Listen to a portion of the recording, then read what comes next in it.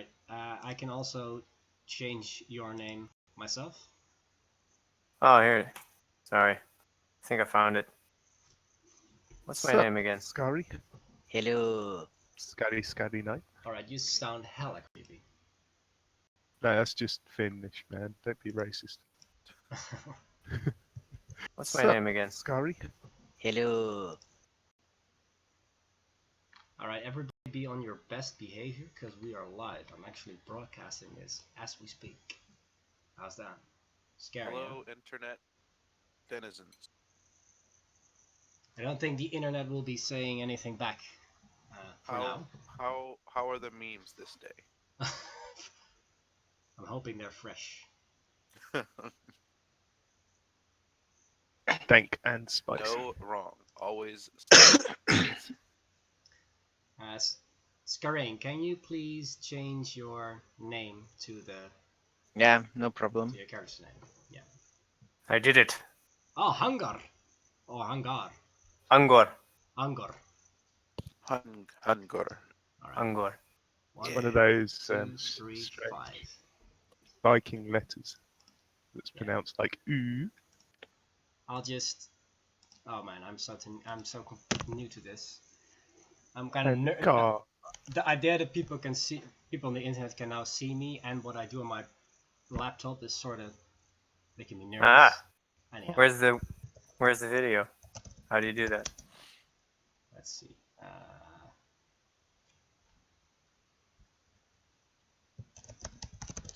TV. Well, for now, it's just me. It's just me that the people can see. Like, at a later point, we can try and experiment with everybody's webcams. But it was a bit short notice.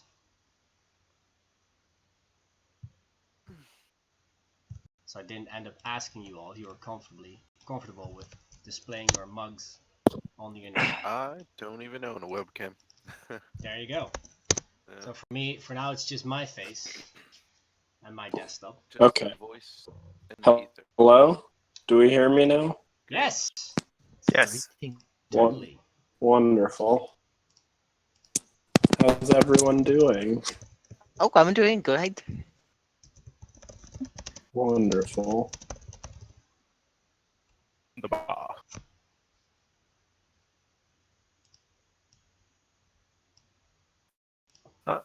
Haha, that's weird. I mirror everything twice now. Yeah, I'm just gonna subscribe, watch the highlights later. All right. It's like a 10-second delay. Yeah, I think if you're gonna watch it on Twitch as well, you do best mute it, or else it's gonna get really distracting. Gesundheit. I'm really curious, is the frog actually the wizard? Now that frog is, well, for starters, it's not a frog; it's a toad. All right. I mean, is there a difference really? Also, that's Fleur, which is one of my oldest and most beloved characters. She's a level 9 cleric right now. Right, 2 burritos. Can you please change your name to your character's name? Oh, right. I don't think I do. How do I change nickname? There we go. There we go. It's easy. Anyone can do it. Right click. Yeah, There we go. awesome. Is the whole squad here? We're still missing. What's her name again? Adair. Yeah, I sent them a post. I think they might got confused with times and stuff. I don't know. Yeah, the whole time zone thing has proven to be very confusing to a great many people, including myself, if I be completely fair. Looking forward to Brexit, then there won't be this time anymore. Alright, like since we're live now, I'm just gonna veto any Brexit jokes from now on. It's like a blanket ban on black Brexit jokes, alright? Oh, None of that. you can try. I'm not going to stop. That will just have to censor it in post. Come on, guys. Yeah. We're responsible. We are live. You can get it in post edit. Are we looking for serious here? I thought we were going for like the next edition of like Critical Role. Just steal their fans and jokes. Well, we're going for fast, loose, and fun, but also for no Brexit joke. That's the title. Yeah, that's basic. Yeah, that's it. The title: No Brexit jokes. Exactly. I think if you change the title of the stream to no Brexit jokes, you're gonna get the people that you're trying to avoid. Yeah, so let's not go there.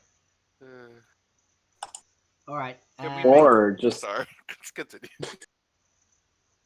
See, Yeah, I go mean, on. like, just I mean, look how divided the whole room is all of a sudden. Yeah. All right, I'm gonna Anyway. do a roll call in alphabetic order. Let's see. Agathina, are you here? Yep. Here Alice. I am. Alice, you here?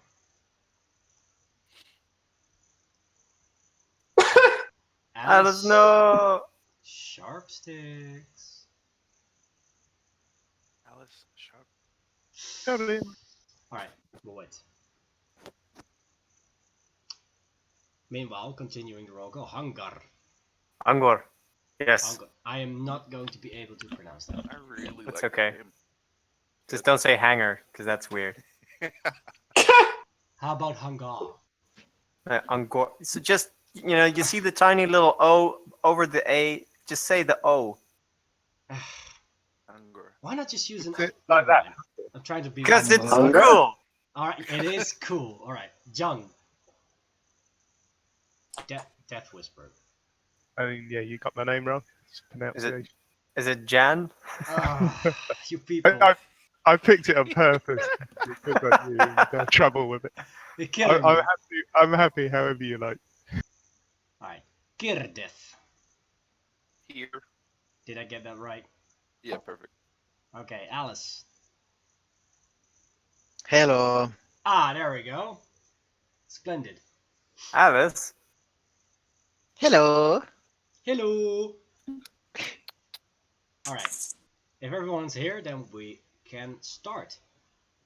Well, everyone isn't here, but Adair's offline, so. Yeah, I know, but we're on a quite tight schedule. I want to get as much done All in right. 3 hours as we can. So. Schedule. Yeah. If she comes online at any point, she can just drop right in, and we'll think of some excuse why she has been absent so far. Yes. I am really great at thinking of excuses. Well, look, who's there? Who's that? Look behind you! Alright, no, seriously, no. Okay, let me set the stage. Alright. All 6 of you, or rather 5 of you, have been recruited by a wizard to retrieve the wool of the elusive rainbow sheep. Now, rainbow sheep, they graze on clouds and are said to only exist on top of the clouds. So that's kind of a catch, but the reward is significant. And as a gesture of good faith, the wizard has given each of you a funky magic item. I'm gonna give you all a nice list of these items in the Discord chat. I'll go buy them one by one. Alright, so these items. First up, we have Saint Martin's Half-Torn Cloak of Sanctuary, which allows you to cast Sanctuary once a day. Vanishing Powder in quotation marks. It looks like Vanishing Powder, which you can use to cast the spell Darkness, but this Vanishing Powder was created by a prankster wizard and instead causes everyone that inhales it to sneeze violently. Alright. Then we have the Tankard of Sobriety, which allows you to keep drinking alcoholic substances from it without getting inebriated. We have the Target Shield, which intercepts incoming missiles. The Whip of Grasping, straight out of Indiana Jones. The Cat Ears of Animal Friendship, which allows the wearer to cast Animal Friendship. No. We have the Chill Pill, which casts calm emotions on the person that swallows it. The babblefish, which is a small wriggling goldfish, when inserted into your ear will allow you to cast comprehend languages on yourself. Angel IOU, which is a favor from an angel the wizard has somehow managed to obtain, that you cast divine favor once. The ghost frisbee, used to play fetch with ghost dogs, but can also be used as a floating disc. Bottled bullywug breath, which is a small bottle with a swirling green substance. When opened, it'll cast Sting Cloud. Jangle's pogo stick of jumping, which can be used to cast jump on yourself once a day. And the killing joke, which when read will cast hideous laughter on the person that reads it. Alright. So, In Flippenwald gesput. don't know what that means. I'm not sure I want to know. So, why don't you all roll initiative for me? And then we'll go by the order. And everyone gets to pick one magical item one by one before we even start our adventure. So give me those juicy D20 rolls. Let them fly across the table. I got.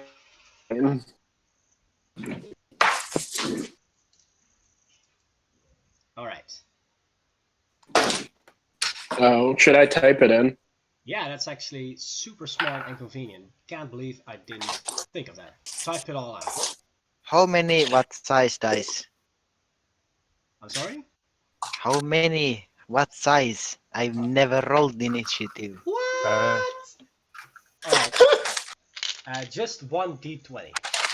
Okay. 1d plus your dex modifier, actually. Yes.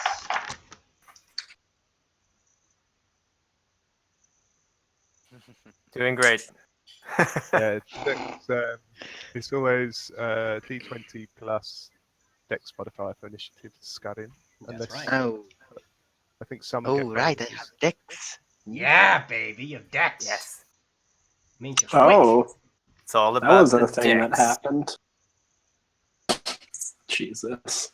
So do I get to pick first? Let's see. Writing your roll down. Wow, your rolls are something Terrible. alright. This is a good omen. Yeah, Agathina, you get to pick. You have the first draft. Yeah. Remind me what the not vanishing powders. All right, so it casts a sneeze spell. Which... Okay, yeah, I'm going for that. We're going for that. All right, I'll explain what it actually does if you decide to use it. Yeah, Give you good. the stats. That sounds good. Right? Okay, so vanishing powder is gone. Next up, Curtis, your pick. Let's see. I will grab the bottled bullywug breath. Good choice. Just don't smell it. And make sure you stay clear from that once you open it. Alright, then Alice, if I'm not mistaken. Yep. Pick any item you like, besides the two already picked.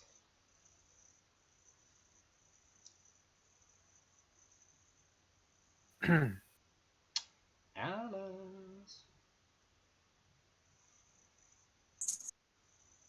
Oh, I'm afraid that I am going to have to enforce you snooze, you lose rules. That's in fair. This case. So we'll skip to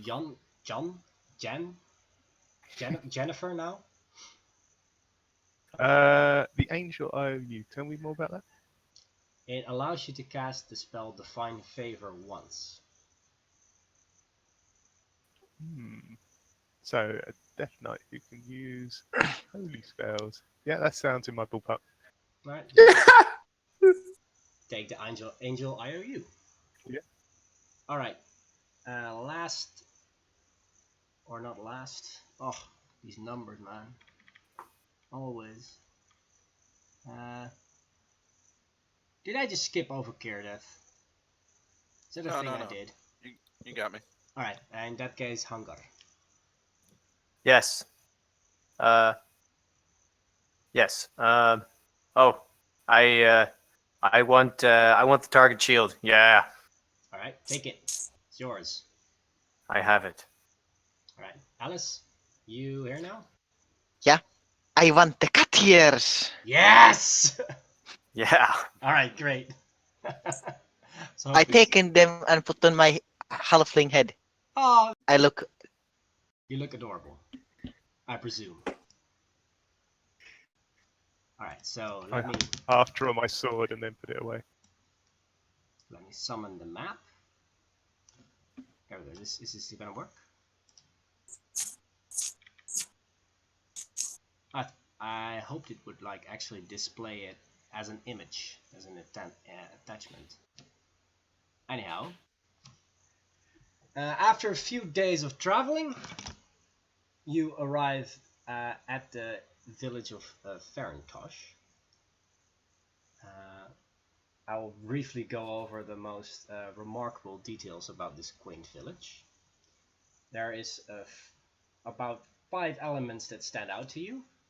First of all is a big mansion surrounded by a lot of green, and you have been told that this is the house of Jack Spriggans, best-selling author of an adventure book he insists is all real, of how he climbed a magical beanstalk to get on top of the clouds and rob all of the riches of those haughty cloud giants. That's how he said he made his fortune. Next up is a gnomish observatory, which is just a regular old observatory with a giant telescope pointed at the stars. See some colorful smoke exiting a chimney there. All to the north of town is a abandoned mill. Every so often, very mysteriously, the blades of the mill will start spinning madly for a few seconds and then rest again. Lastly is the arbor, with absolutely no ships docked whatsoever. It's completely empty, except for the Scurvy Dog Tavern, which is frequented by a lot of sailors, though they seem to have lost their ships. Alright. You arrive at the southwest entrance of town, you and your traveling companions, and I will now give you all an opportunity to introduce yourself to one another. Again, going by alphabetical order.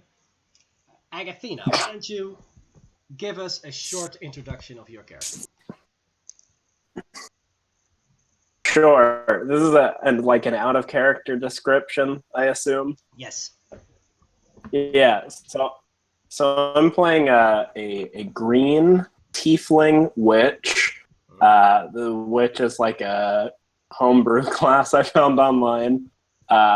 She looks real nasty and kind of old. She's kind of got like little bits of fungus growing on her in some places. It looks pretty yucky. His hat with like some holes for her horns to poke through. She doesn't seem very friendly, it turns out.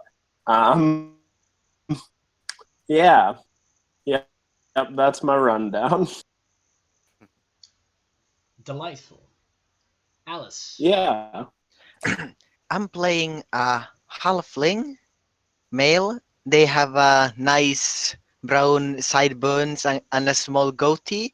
Their hair is a little bit receding, slicked back. They're wearing very simple, practical clothing and probably a lot of dirt from the road. They're carrying around a couple of axes and generally also a lot of like painting equipment. And on their back, they're lugging something large and square that you could presume to be a painting, but it's hidden beneath like a layer of paper, so you can't really make of it. He's really curious. He's he's pretty all the time on. Very eager to go wherever, and generally pretty friendly, but in a pretty half-wing, in a like friendly in a half-wing way, but there is also something a little bit more crazy or savage in it. Ta-da! Ominous. All right, Hangor. Yes. Sorry, I was just opening the map. Angor is he's a Goliath. He has giant's blood. He's a huge man.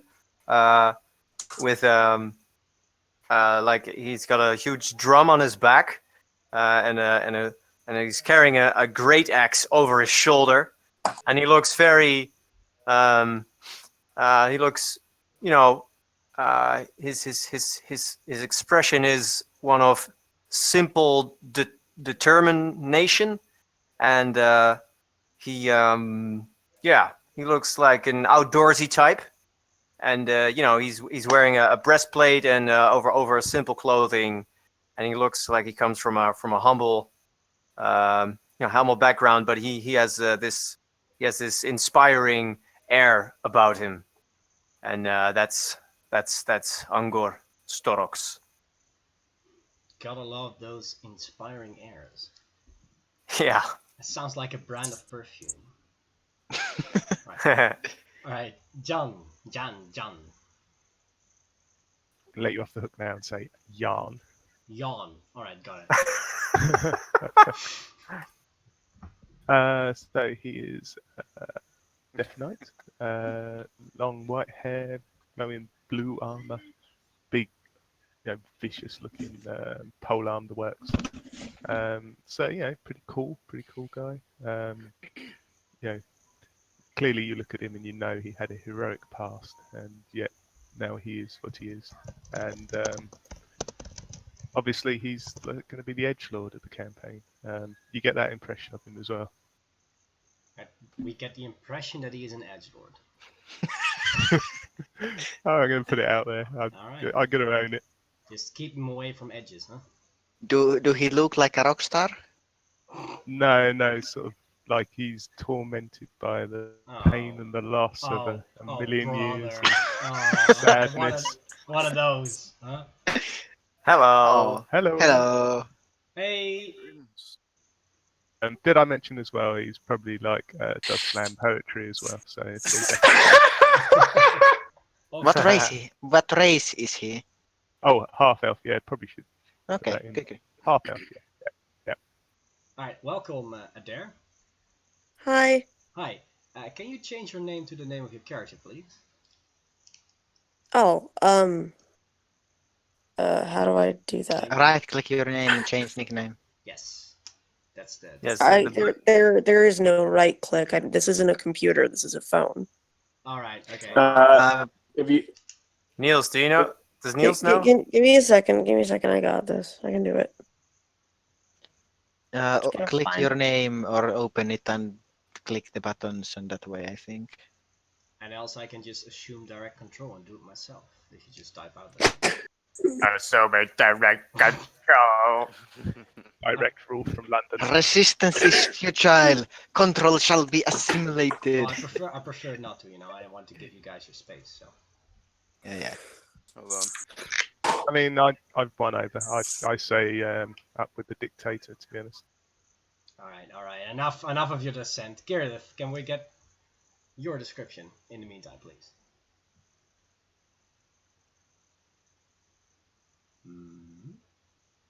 Apparently not. I'm pegging him as the strong and silent type for now.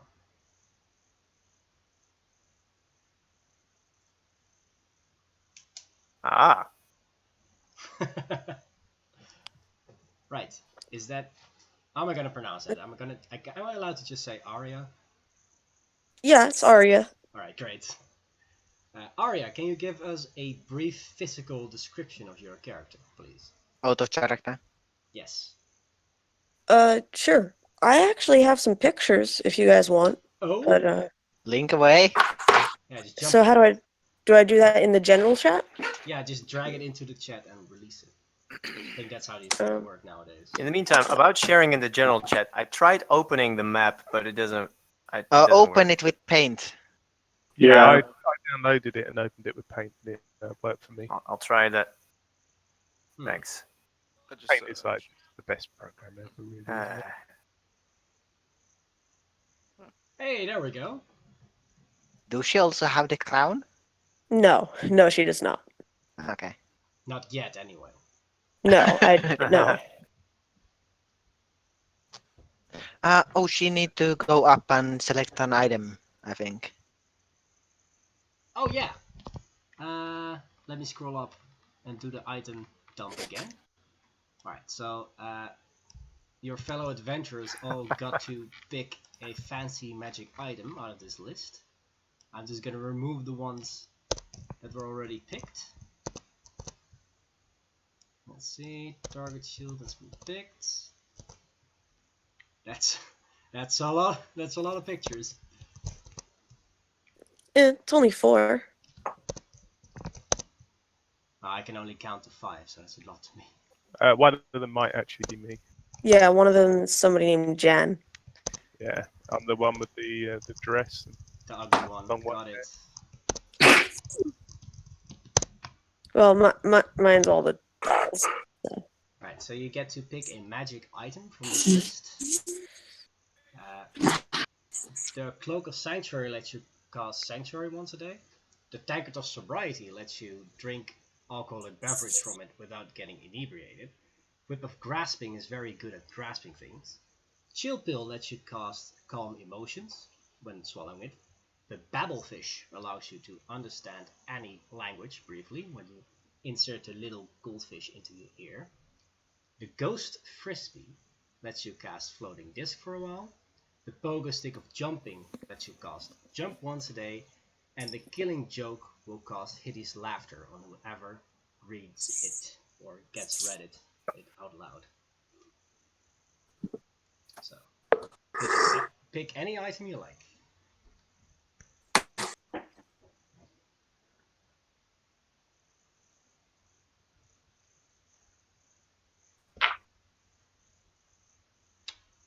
Also, Dirdith, you here now? yes. Alright, can we get a description of your character as well in the meantime? Let's see. I am playing a gnome. She's got a darker skin, black hair, and yeah, she's brown, black hair. She has like a very like shifty gaze, as if she's trying to take in as much information from the world around her as she can. She wears glasses. She's well cloaked. Uh, Underneath her cloak, she's wearing some scale armor. She's got various doodads. She's got a book hanging off a chain on her waist. Uh, she's kind of fidgety, very patient, waiting for her moments. Alright, nice. Arya, have you decided on an item you like yet? I'm sorry, what? You get to pick a magic item from the list I just put in the chat. Oh, I didn't see that. Hold on a sec. Let me go see what it says.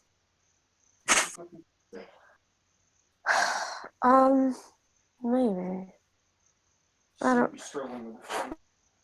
It's kind of hard to do on a phone, but no, Right. I don't. So sorry about that. Ed was just letting me. He was saying maybe I could borrow his computer, but I don't. His computer's kind of slow, but so is my phone. So I don't know. Sounds Hold on great a sec. though. Let's see. What do these things do? Alright, so the Cloak of Sanctuary lets you cast Sanctuary once a day on yourself. What is it? What does Sanctuary do? Sanctuary protects you from attacks. People, hostile creatures that want to attack you will have to make a will save. Okay. The Tankard of Sobriety will let you drink any amount of alcohol without getting inebriated. Well, I mean, she's a robot. She doesn't have organs. I think she would already not get drunk. Yeah, okay, So, so that's That's a cool. poor choice then. All right, let's just skip over that one. Whip of Grasping lets you Indiana Jones something okay, straight up. that's fun. Chill Pill again, when you're a robot, doesn't really do anything. The Babblefish allows you to briefly understand any language when you insert the little fish into your ear canal. Comprehend language is already one of my spells. There you go, another useless one. Great job, Quest Scribe, with these helpful items. Uh, Ghost Frisbee. Sorry. Ghost Frisbee can either be used to play fetch with a ghost dog, or you can use it as a floating disc. You can store stuff up and just push around. It's a fun thing. The Pogo Stick of Jumping lets you use it to jump really high.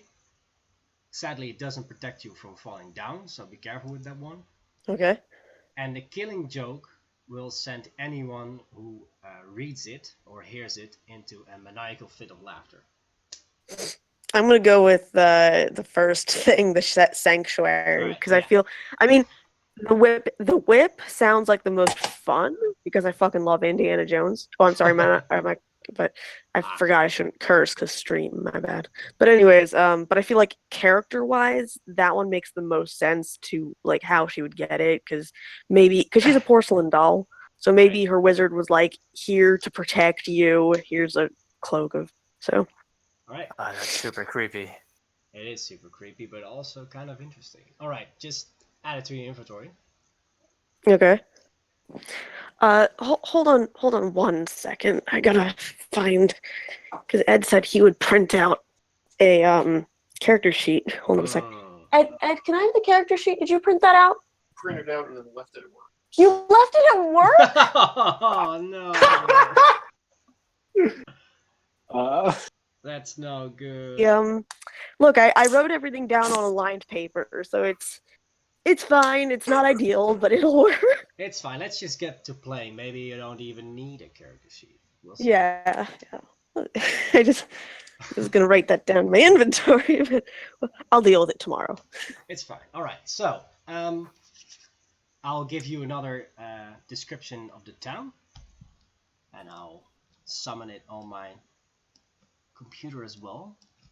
All right. So I changed the extension from JPEG large to JPEG, and then I could open it all right. with Paint. Not sure why it's a JPEG large, so I'll have to look into that later. Yeah, that's not a real extension. No, that's not a real thing. But it is extra big, so... It is. It is that. Bigly images. Oh. Alright, so, the town of Ferintosh looks quite idyllic. It's located at the sea, which makes it rather windy. You can hear the sound of gulls overhead. It is remarkably clouded. If you look up, there's just a thick blanket of clouds, which makes everything just so ever slightly overcast, as the sun can never completely reach this town. There's 4 remarkable features in this town. First up to the south, there's the Spriggan Mansion. That's the house of a Jack Spriggans, a renowned adventurer and author, who boasts of having planted a magic bean that grew a beanstalk. Well, you know all this story. Jack and the Beanstalk. It's that Jack. Alright, it's that Jack. There's also a hill on which stands a gnomish observatory. That's just basically just one giant telescope. To the north stands an abandoned mill, which hasn't seen use in many years. But every so often, those blades spin around madly for a few seconds before they calm down again. Nobody really sure why. The locals will tell you it's haunted. Then there's the Arbor, which has a grand total of 0 ships docked in it. It's been abandoned for a while now. But the tavern there, the Scurvy Dog, is still seeing lots of traffic. There's a humble marketplace in the center of town in case you need any supplies. So, your task is simple. You have been tasked with retrieving the wool of the rainbow sheep which are said to graze on clouds. The clouds above the town of Ferintosh, in fact. As you arrive in the town, you look upwards, and you've never actually seen clouds that seem quite so high. How on earth are you going to get up there to shear those sheep? Floor is yours. One OOC question. Why are the houses looking so angry at me? I Right. think this town looks adorable. Next, Can I go see the windmill? want to see? All right. You want to see the windmill? Yeah, this whole town looks so freaking cute. Just looking at this map. Did you Right. draw it? You might have said that. Have we just entered the town? Have we? So. Yes. And we've already been tasked by the wizard to. Yeah, you already have the mission. You have your extra magic items he gave you. The only thing they told you was that those rainbow sheep are here on top of the clouds. How you are going to get there, he didn't give you any clues whatsoever. How about a hot air balloon? Oh, maybe the Gnomish Observatory has like a big Yeah, catapult and we can get fling to the clouds. Ungor disagrees with the Gnomish Observatory because gnomes are small to low to Hey. ground, Hey, hey, sky up standing big right there. So further away. I I don't say think. we get crossbows and just shoot wildly into the sky until the sheep fall to us. I feel like a hot air balloon is probably the most logical course. The crossbow doesn't sound too bad, but I don't think the range is that large. Like, how are you What? going to shoot it all the way up to the clouds? I think it's quite a distance to go. What if we just wait? It's not a cloudy day, and then the sheep will just fall. There's no clouds. Wait for It's summer. always a cloudy day here. You should check You out said so. Oh, observatory. all right. Well, okay. Maybe clouds are actually a big tree and we cut down the tree. I have big axe. I don't see the trunk. Bad ideas. I mean, I support this giant's zeal. Maybe this Spriggans fellow. We should go rough him up and find out if he's actually telling the truth. Oh yeah, Spriggans. yeah. I think I heard that story. It was something of climbing a tree up to the clouds. Oh, if he tells us where is the tree, we can cut it down and the clouds will fall down, right?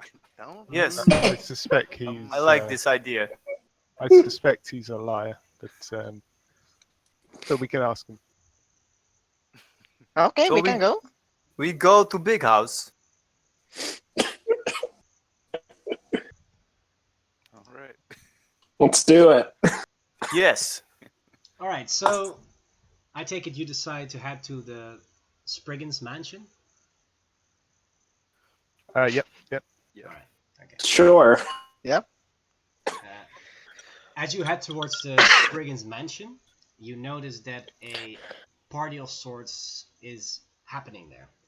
There's quite a few people heading towards the Spriggans mats, all chatting cheerfully. There's a few banquet tables set up outside, and there's signs posted around the mansion announcing that the great Jack Spriggans will be giving a lecture shortly in his great hall. Lectures? Is he a Lecture. professor or a teacher or do we know anything about this guy? He has big house. He claims to. He killed a giant. Or no, claims wait. to have killed a giant. Yeah. Hungar, you should watch out. I mean, Oh. Hungar, do you know any of your kin who have ever lived in a cloud? Ungor know of no cloud giant, but Ungor don't like rich people beating up giants. Well, let's Let's ask him questions I and go to rob take a him. seat. He probably wasn't rich when he did it. Well, the I story mean, if you said know the he story. lived in a penniless, and in fact he gave away Yeah. his cow. So you said there's seats to like watch. In that case, Ungor is sympathetic to the plight of the proletariat. The who? Well, I mean, he clawed his way up from poverty, so he's no longer. And Oh, you can't do that? that's called capitalism. His metaphor, yes? Um,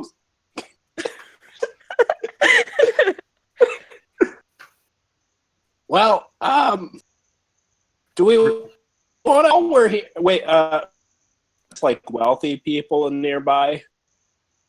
Most, Like, are they? Sorry, go. Mostly? most people you see here are from around the village, just dressed in your normal, regular peasant attires. But there's also some well-to-do folks and a considerable amount of sailors as well. Okay. Sailors without ships. Sailors without ships. What if What do they do? we then? want? Oh Sorry, go ahead. There was a No, harbour in the. what if we watch this talk? See what the deal is. Then we can talk with him after, and maybe we can liberate some of the wealthier folks around here of some of their goods in the interim. I'm sorry. Are you I don't saying know that if we need those, but yeah, I'm all up for the lecture. I'm interested. Let's just gather some- I'm sorry. Are you suggesting we rob people? Yes. No, we give money back to No. people. No. I mean, Well, let me frame it this way: we take from the rich and give to the poor. And right now, I don't think we have any money. Well, you have to. So, Well, no, you have to. Well, you have to consider how they got rich in the first place. How do they get said money? Probably because they traded goods and services to become such. They did a good for society. Brittle Unless it's girl their assumed taxes. this. Well, I We mean, the do whole not know, Robin Hood Brittle thing girl. was. Well, the whole Robin Hood thing, he stole from people who taxed the poor, like the king. So Who's Robin Hood? I've never heard of this guy. really, oh, he's a great guy. He would steal from rich nobility and give it to the poor because they taxed the heart and soul out of those poor people. Sounds stupid. Ungor agrees. I would not be so hung up on economic matters. Whatever happens, you are all going to die one day. Meanwhile, we are Well, walking I'm to not Rich careful. Man House, yes? I actually am not gonna die. I'm a robot. Oh, can we go listen to the lecture? I have no idea what Yeah, he's going let's- to. We go to Big House, yes? We're Yeah. already there. Yeah, sure. Yes. But not extorting people just yet. Okay, maybe later. Okay. Yeah, maybe later. Good plan. Later. All right. I got. So are we gonna watch the lecture? Yeah, I think that wraps up your banter. Okay. Some good points about the morality of capitalism. Very curious to see where this is going. I mean, Marx was a giant of our time, and Hungar is a giant of ours. So you enter the lecture hall, and you see lots of people talking excitedly with one another in hushed voices. And on the stage, the curtains are currently drawn back, but there are giant posters of this very handsome fella with a big cleft chin and flowing black hair. And it says, "Jack, the man who pierced the heavens and came back." And more of those inspirational slogans. I think he's going to recite poetry. Let's hope so. So What poetry can this peasant give us? once you sit Bad down, ones, probably. once you sit Sorry. down and everybody gets comfortable, a small gnome walks on stage and announces, "Ladies and gentlemen, the man, the myth, the legend, the person you've all been waiting for, the man who climbed a giant beanstalk and returned to tell the tale, Mr. Jack Spriggins!" Alus applaud. The whole... If the applauding starts, I'm gonna bang my drum because I think that's what's expected of me. Oh, Jesus! The madman's got an actual drum. Scared him. Alright, so the tiny gnome rushes to the curtain, grabs the tassels, and laboriously draws the curtain open. Thing's way too big for him. Jack Spriggins, this big muscular fellow, clad in all red, enters the stage, to big cheers and adoration from his loving crowd. And he will give a short lecture. The actual lecture will go on for, let's say, about 50 minutes. They say you can't really keep the attention of a crowd for much longer than 20 minutes, so you might be getting bored. To save you this boredom, I will mercifully give you an abbreviated version. I'll just stick the landing. Basically, he tells the tale everybody already knows, how he planted his beanstalk. Planted his beanstalk, climbed it, and came back with riches beyond imagination. And he ends his speech by saying, "Remember, little children, they may call you mad for selling your last possessions for nothing but a dream. But if you truly believe in the magic of a bean and plant it with conviction, then you too will climb your stalk and claim the riches for your own if you only have the courage to. Thank you. This is metaphor. Thank you very much." And the crowd erupts in thunderous applause. Can I do an insight check? Sorry for interrupted by the loud thunderous applause. What were you saying? Can I do an insight check? An insight check to get a read on this guy. Sure. Throw that beautiful d20 for me. Okay, let's see. Where is my d20s? It's a not quite round one.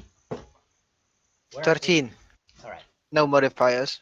Hang on. I need to plug in my electricity, or else this will go south real quick. He didn't actually plant them with conviction. His mother threw them out a window. That's not, details. that's not the version that Jack Spriggins wants you to get away with today.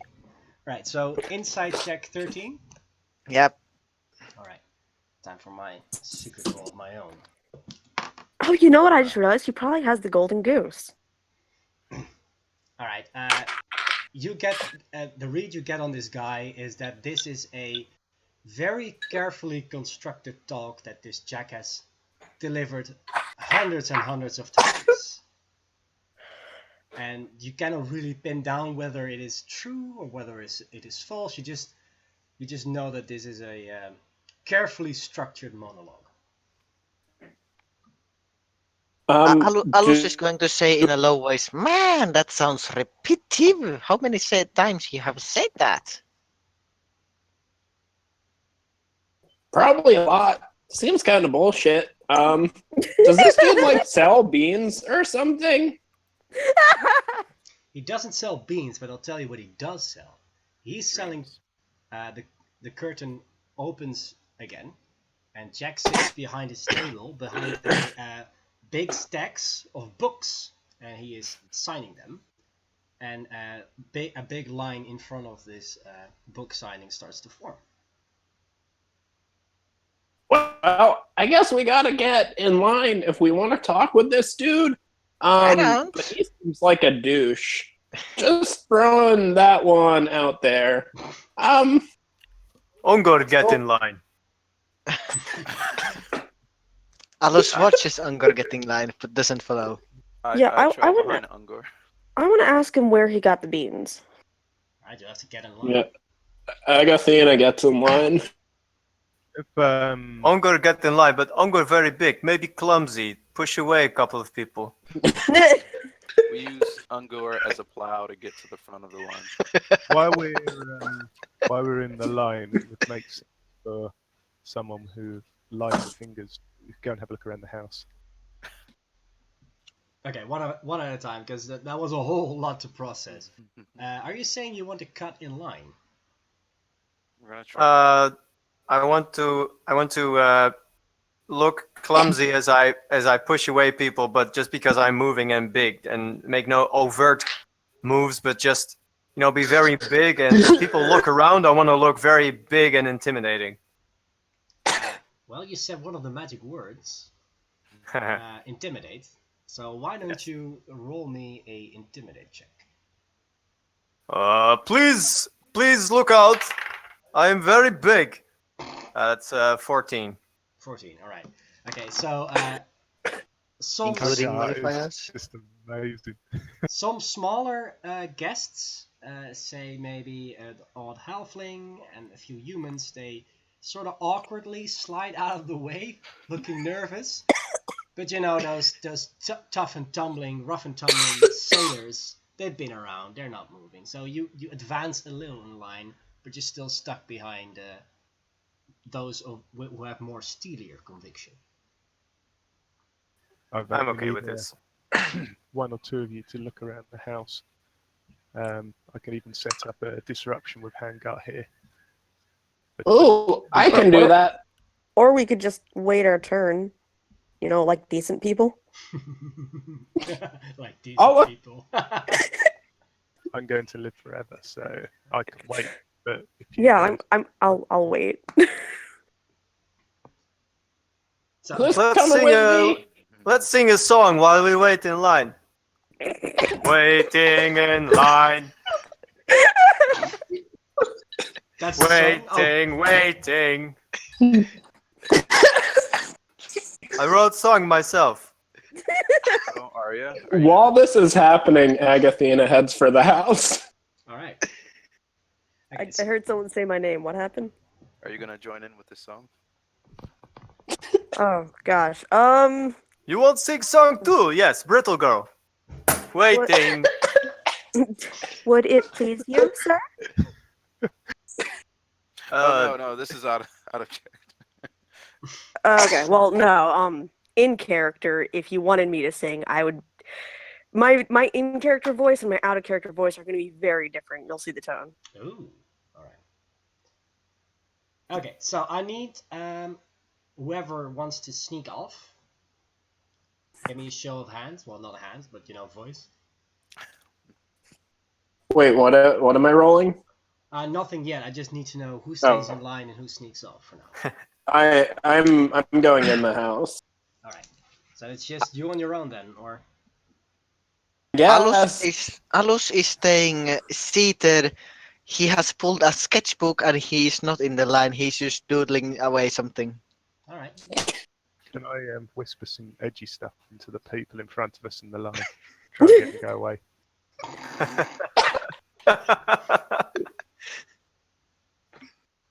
All right. While you fellas wait in line, we'll follow Agathena as she snoops around the house.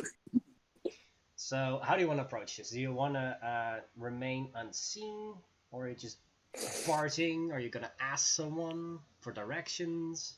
I think I'm just trying to kind of blend in. Well, are there other people in this house, or what is the? All right. So you've the lecture was in the library wing, which is the westernmost wing of the house. Oh, So okay. the center and the eastern wing of the house you have not at all entered yet, and you have also not seen any public persons enter those parts of the house. Yeah, I'm just gonna try to sneak around and see what I can find. I realize maybe this wasn't the best choice. My stealth modifier is +1, but we'll see. Um, Yes, we shall. Can you give me a roll? I can. Please be good. 10. All right. Right in the middle there. Let me do these secret parallel rolls that nobody can see. Because it's even off the side of my webcam. All right, okay. So you make your way through the library wing towards the center of the mansion. And at some point, you come across a very alluring looking great oaken door, in front of which stands a sharply dressed butler. And as you believe yourself to be sneaking around unnoticed, the butler lets out one of these overly polite coughs, like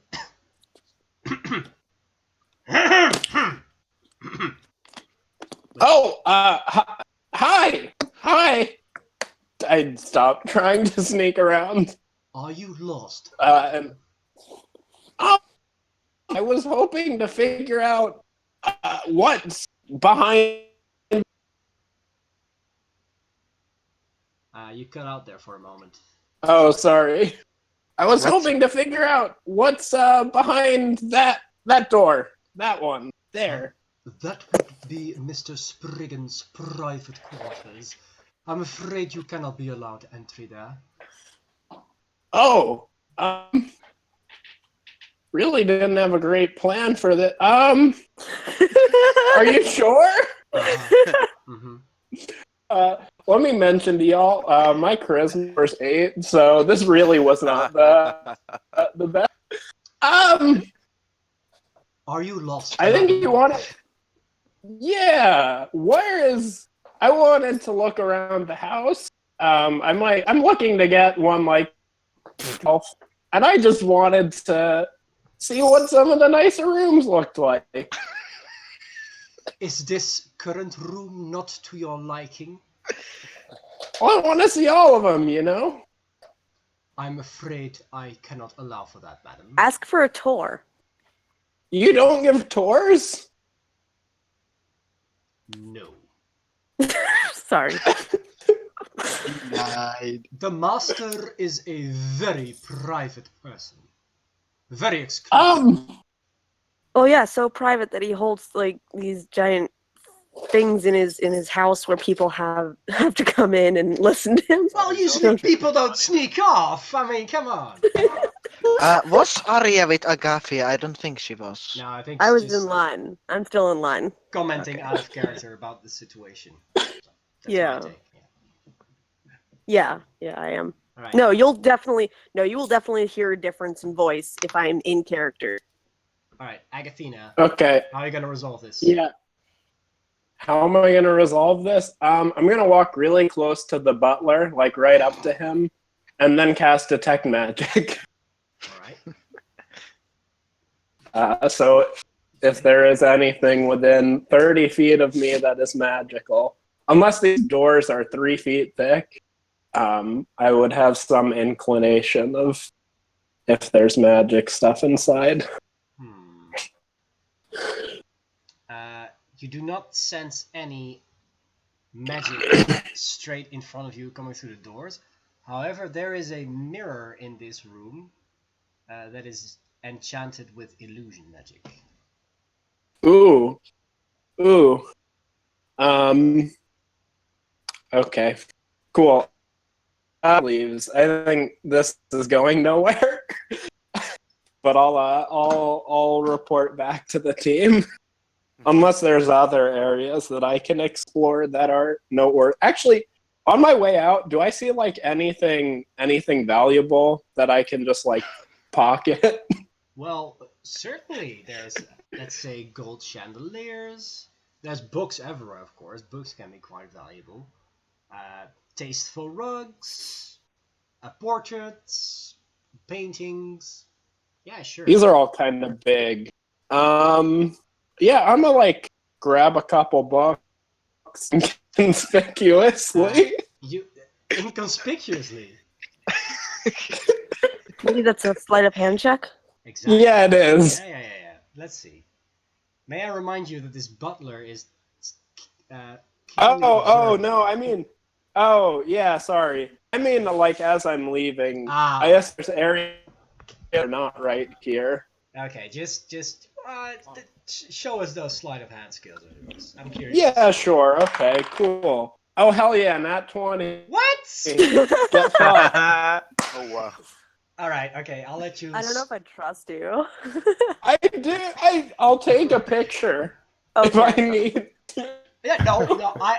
No. This game's built on trust. I trust you 100%. I was just kidding. I was just joking. Okay. So you stash away a very expensive-looking portrait of Jack Spriggans with a golden rim, solid gold rim. Ooh, Hmm. nice. Into it. You can add that to your inventory. Okay. Which is more Okay. which is more valuable, the frame or the picture? Probably the frame, but That was a joke. I know. Yeah. All right. Okay. So let's say that we're moving further in the line. I wrote the song further. Oh well, let's hear Do you want to hear it? Let's hear it. Yeah, of course. Ungor stands, plays with hands. Wait in line, slow goes time. Book I don't need. Ungor can't read. That was good. Would you like me to read for you, sir? You read story to Ungor. If it would please you. Yeah, okay. How long are we gonna be in line? It's a very long line. Well, let's get started on the Iliad. And Ungor likes stories. Oh, Well, you said you can't read, so. Sing of me of the wrath of Achilles now. All right, let's say you've cleared the line right now. I'd say, am I right in believing Angar is on front? Of the yeah. line? He used our shovel.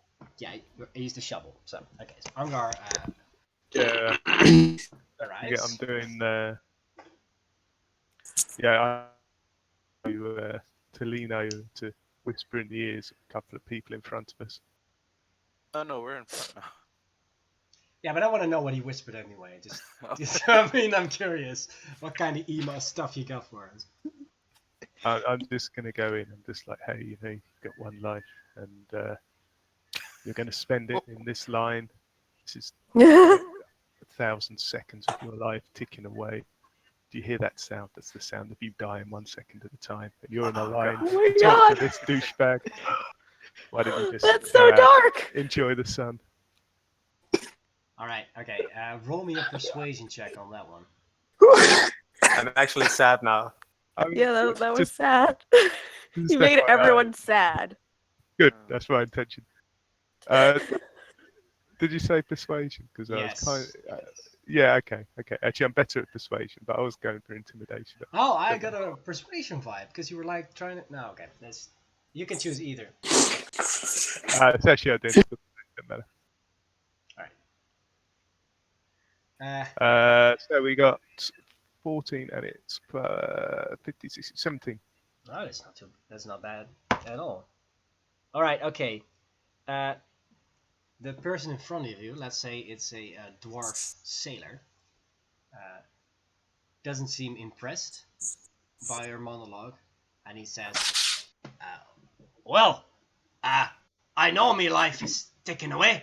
That's why I'm in this line. Cause Spriggins' books help you make the most of your life. So every second I spend in this line is a long-term investment." And you are not successful in chasing him away. Unger don't understand. Life not more or less. Life is life. Da, da, da, da. Life is. No, I'm not gonna do it. All right. Da-da-da. I'll Alus go. keep Always on look on the doodling right the side of life. Just keep doodling. Yeah, he used to keep. He's slightly bored, but he's having a good time with his artwork, whatever he's making. Yeah, just general doodling on your sketchbook. Yeah. All right, let's get to Jack. Angar, you Yes. finally reached the front of the line, and this, let's just cut straight to it, this Gaston-looking fellow looks... Hello, Bean Man. Yes, it is I, the Bean Man. I'm folk person like you. You are a hero of the people, like me. But now I am Wool, the finder. We must go up. How do we go to the clouds? Bean Man. Ha! Well, there's only one way to reach the heavens, the top of the clouds, my friend. And he approaches you and very solemnly lays his hand on your chest, and he says, "You need to find your own personal bean to plant and make it sprout and climb that sprout." Okay, You can read all about Angor, it in my book. It's 5 gold Angor, pieces. Angor get feeling Bean Man talk in metaphor, but Angor mean actually going up to the cloud, like in the real life. Does Hunger know what a metaphor is? Angor, no, yes, Mari told about the metaphor.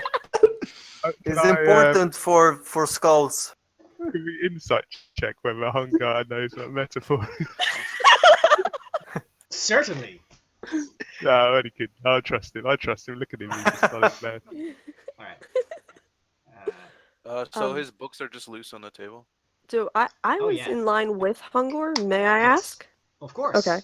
Talk away. Hello, sir. May I inquire as to where you got your magic bean? Ah, yes. Well, you can visit the genuine market, which is restored to its original state, where I found a mystical merchant who sold me the magic bean for the last cow our family possessed. Oh, Bessie, if you could only know what riches you won your master. Such a brave cow. Her sacrifice will always be remembered. Thank you so much, sir. I appreciate it. No problem, Can I- little girl. Seriously, I don't look like a little girl. You don't? What? No, I'm built to be. I'm a robot built to be a wife. I'm a sexy adult-looking. Gotcha. Adult-looking doll.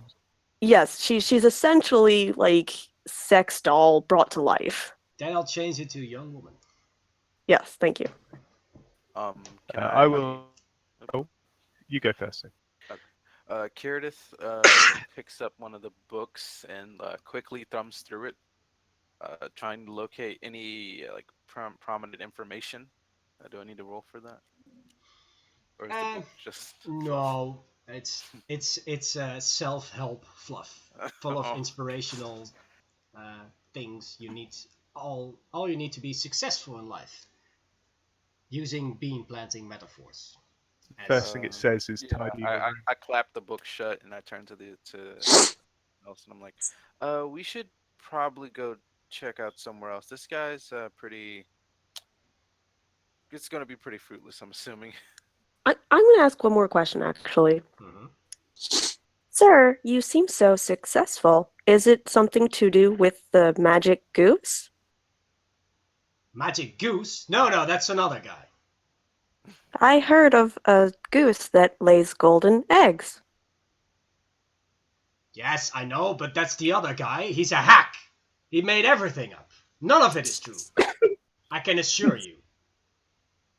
Fairly sure that was Jack and Beanstalk, but alright. I'm Could going be. to slam Maybe we a go male. to gnomes because they are more down to earth than Bean Guy. Okay. Okay, I Is just that- want to Are slam you a my, robot No now? joke. slam a gloved metal male glove onto the table. I'm going to look at say, you got a day, and then either I'll be in the clouds or you'll be in the clouds. I suggest you come and find us when you want to be helpful. Too much? All right. Did you threaten his life and then ask him to help us? Awkward. So So yeah, Kiradith agrees with I forget who said it about Ungar about checking out the Nomus observatory. I suggest I you mean, go to the pub. we were just given Jack a will come lead on about side. where. Weren't we just given a lead about where to find magic beans in order to use a beanstalk in order to get to the clouds, to get to the sheep that we're trying to get to? I don't Just trust saying. this guy. Like I checked out his book. It's just all self-help.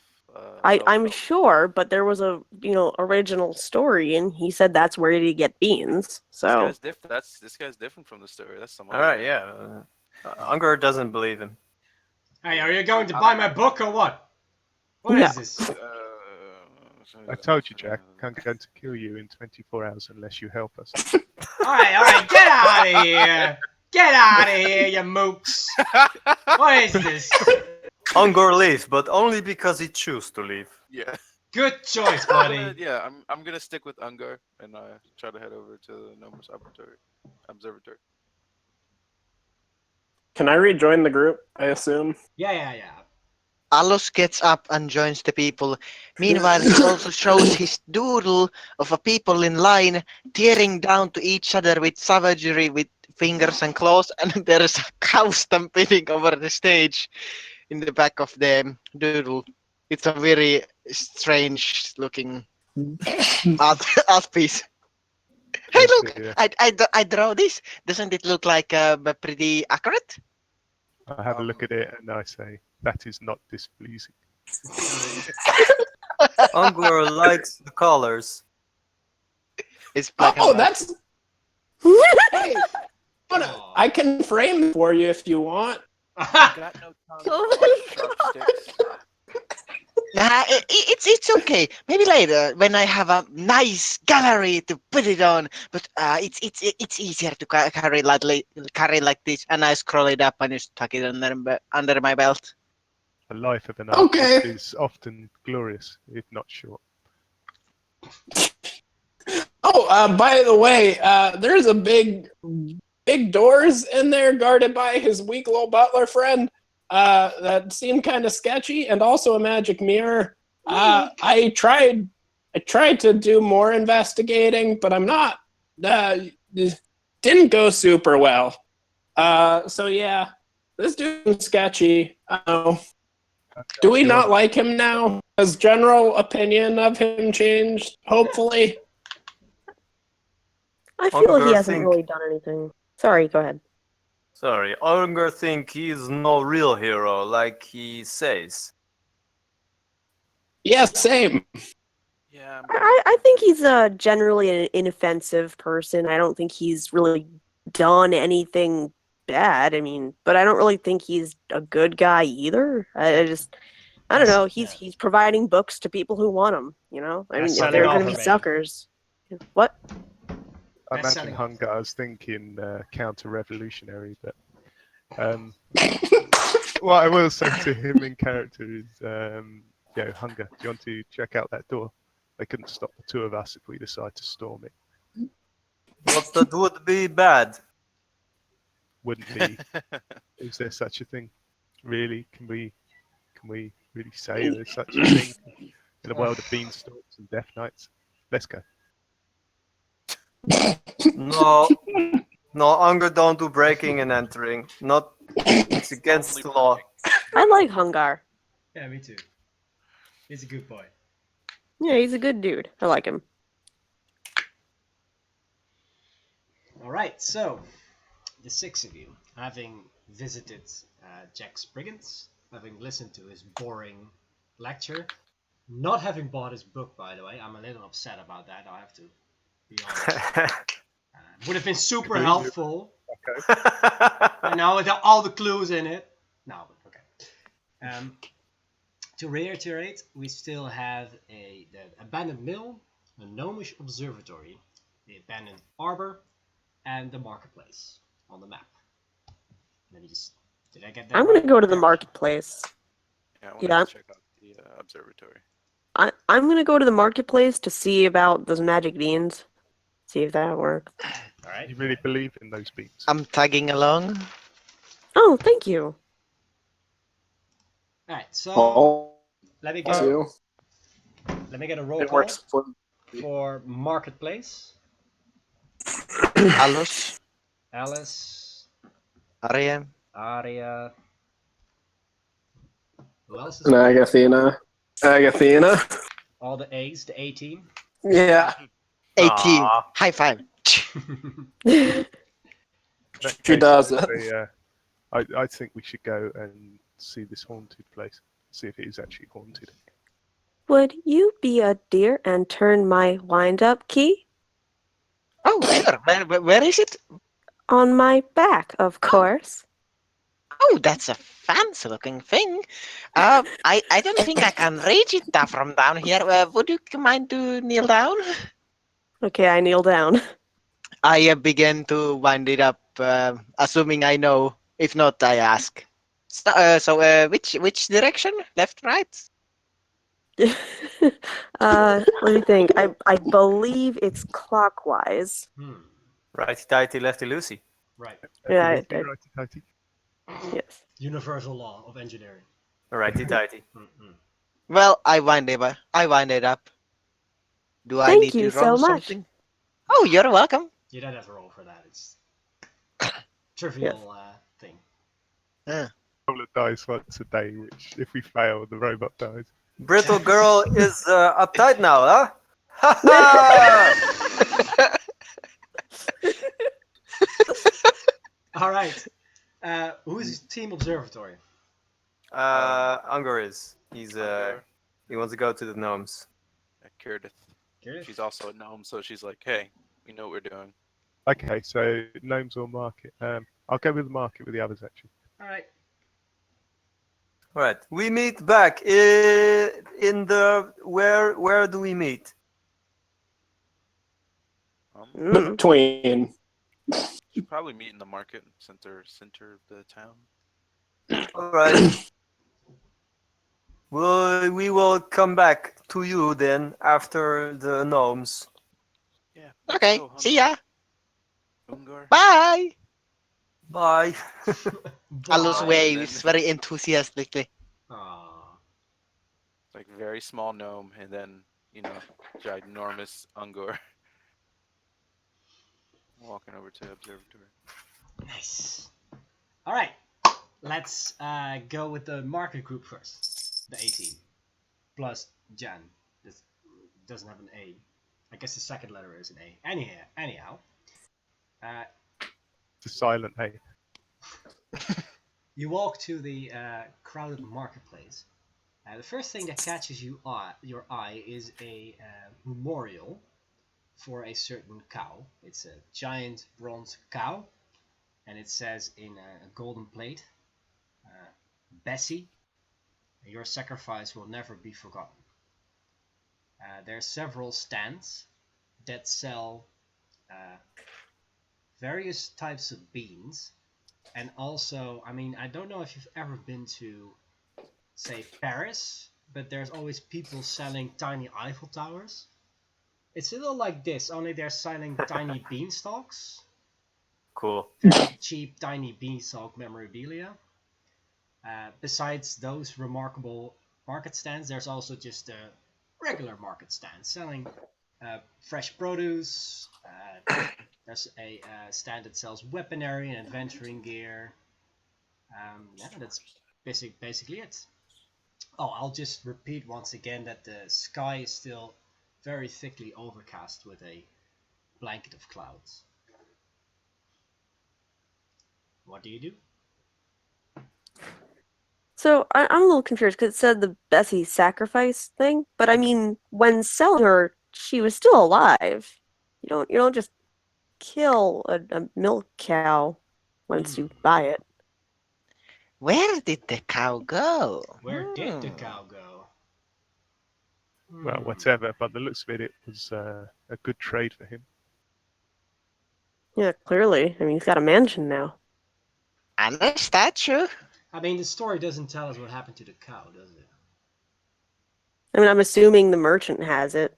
Makes you wonder. Hmm.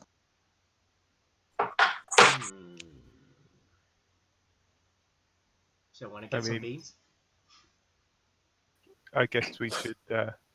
Beans. I'm sort of curious actually now because I don't think I will get beans because I have absolutely no hope that this will actually work. But the brittle girl, as they say, does, and I'm thinking that if this has any chance of winning, then we will have to have complete faith in the beans. Do we have to have faith in the beans? Because they were kind of tossed out the window by a mother that doesn't believe in them. So, and then they grew. One version of the story. We have no idea what the truth of the matter was. Yeah, it's been a while since the story took place, but according to the inspirational speech you just heard from Jack Spriggans, faith is definitely the key. Whether your character believes that is up to you, of course. Yeah, I don't believe that. Do we? Is money a thing we have? Jones. Yeah. Do we have money to spend on things? I couldn't find starting gold anywhere on I was looking for it, but the only thing I could find was that my background apparently gives me 15 extra gold, but I don't know what my starting gold was. Alright, since you're all level 3, you can just go ahead and roll a d20 and just add that amount of gold to your spending money. Because I like you all so much. Cool. Oh boy, 16 gold.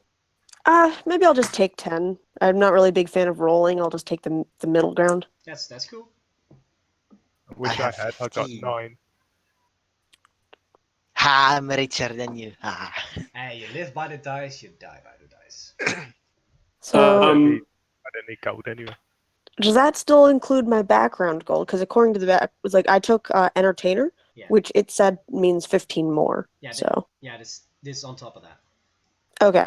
So I mean, a level 3 character will already have had some adventures. Is already already has some experience, so that probably includes some spending money too. Robot has more money than all of us combined. That's our future, gentlemen. Once the robots take our jobs. Alus is going to wander off from the marketplace towards the harbor. He doesn't find the marketplace interesting, so he goes to look at the ships. I'm going to be right back a little bit, so you do at market whatever you do. I'm going to ignite the sauna meanwhile. Yeah, it's not really my money because I'm an object. I don't own things. I have an owner that like a wizard made me, so I guess it's his money because I belong to him. So Fragile shell containing life. You're the same as the rest of us. I don't have life. Or do we really? Literally anymore? No, I'm not alive. I'm a wind up like porcelain doll. One day your spring will run out for the last time. This is also this could turn into a very interesting discussion. I mean, you could talk about sentience and agency and whether that constitutes life. But I want to hear what Hangar's take on it. Hangar isn't here right now. Sorry, guys. I think I am sentient to a degree. I'm about as sentient as Data from Star Trek. So. Oh, but he's definitely alive. Yeah, well, I mean, I wouldn't say he's alive, but he is sentient. He's an AI. But, she's an artificial intelligence. Do you remember the episode where there's actually a trial? Yes, no, I remember that. Yes, I do remember that. I just don't agree with that idea. So the definition of life is that you have cells that divide. You know what? I'm not getting into this. Hey, stop geeking out, you two. I'm trying to play Dungeons & Dragons. Yeah, I mean, I was just doing mine icy. Mine was icy. I was just being nihilistic to annoy Phyllis. Right. Well, I don't think that you can be alive if you can't die, and I can't die. So. You could be destroyed though. Oh, wait, I'm not getting into this. Athena pulls out the portrait she stole. Y'all think I can sell this here? Maybe. You won't be the only art seller. I mean, there's comic artists start out as well, drawing portraits and stuff. So yeah. Are there any like places that are like selling that's already made that I might be able to just sell it to? Oh yeah, definitely. There's an art stall. Yeah, cool. I go to the art stall. All right. Okay, let's. They're not going to think it's stolen goods. I mean, it's got a picture of the guy you stole it from on it. Which is what makes it so interesting. All right, let's see what happens. Let's say there is a snooty tiefling woman art dealer sitting in this market stand. She's wearing a nice, fancy purple gown with peacock feathers. As you approach her stall, she's already preemptively wrinkling her nose at you. How rude. Oh, sorry about the smell. Can't do a whole lot about that. I was wondering if your fine establishment would have any interest in purchasing this very finely done portrait. Let us see. She takes out a monocle, studies the work. Oh, that Probably is more like a jeweler's loop, just saying. nice. Let's go with that. Jeweler's loop. Studies it pixel by pixel.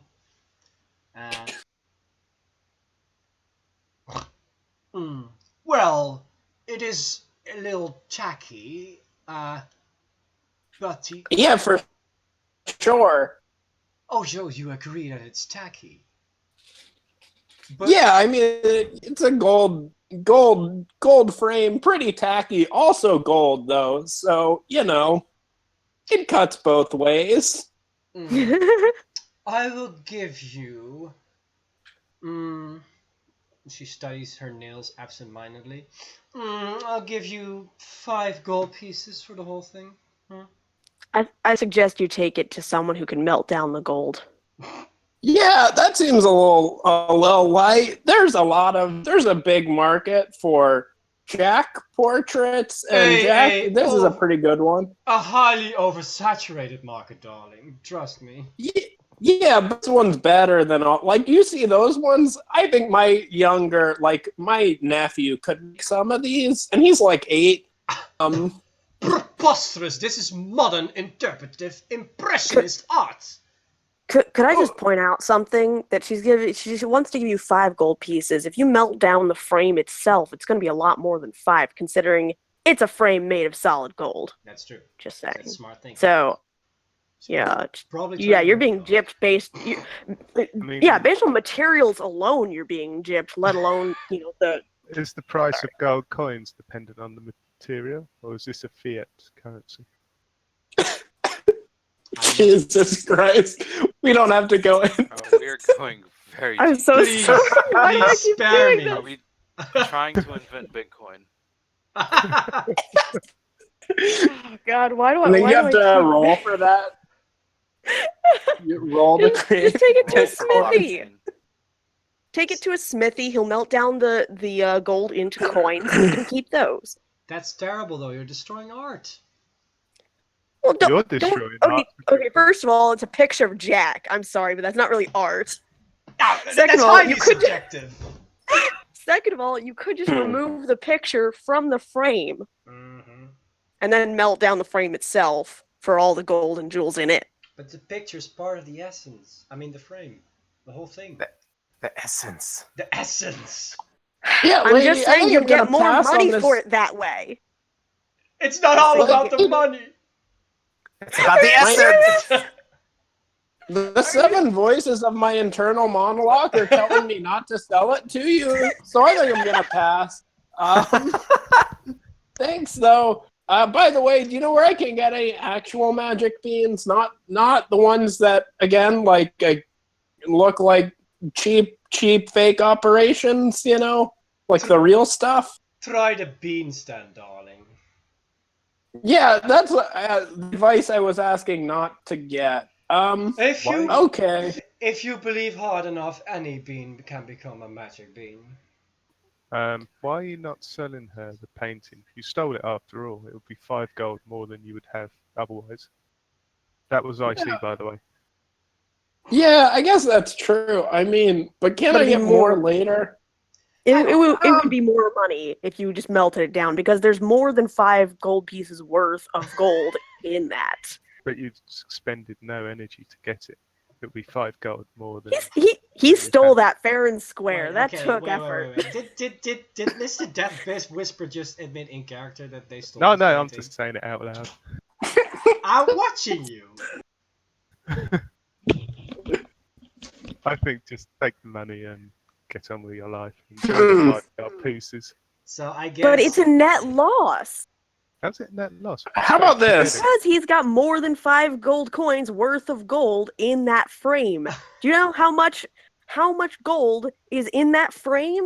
You could melt that down and you could literally forge more gold coins yourself. But that's illegal. You can't just forge gold coins without crowns. I mean, is it solid gold? Have we established You that? said solid gold, yeah. Wow. This That is a bad diversion. You can't Okay, mint coins here's my on their counter own. op- That's counterfeiting. That's against the Just law. take it to a smithy. He'll melt the gold down and give you a good price for it. That's true. Anyhow, Yeah. let's not get too sidetracked here. I'm back. Hi. Here. How about this? Counter offer 15 gold and it's yours. Deal. Deal? Cool. Definitely. Oh, Awesome. snap. I feel like it. She said deal way too quickly. Yeah. She I think very she's trying to rip you. yeah. She very eagerly hands you over the money and takes the. Oh, Yeah. yeah. You got ripped, dude. You got ripped. It's okay. That's okay. Pleasure doing business with you, darling. It was Oh a my pleasure God. doing business with you too. No, she ripped you. Oh, no. I'm so sorry you did that. It's okay. Oh, it's okay. Put it this way, she's very old. You will outlive her. Yeah, cool. Okay. that happened. Sorry, I'm trying to think I can do despite this sale.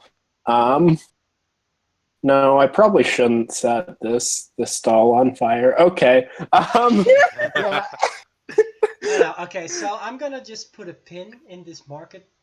Yeah, that's fine. Perspective for a moment and go with the Team Gnome Observatory. All right. Yes. Okay.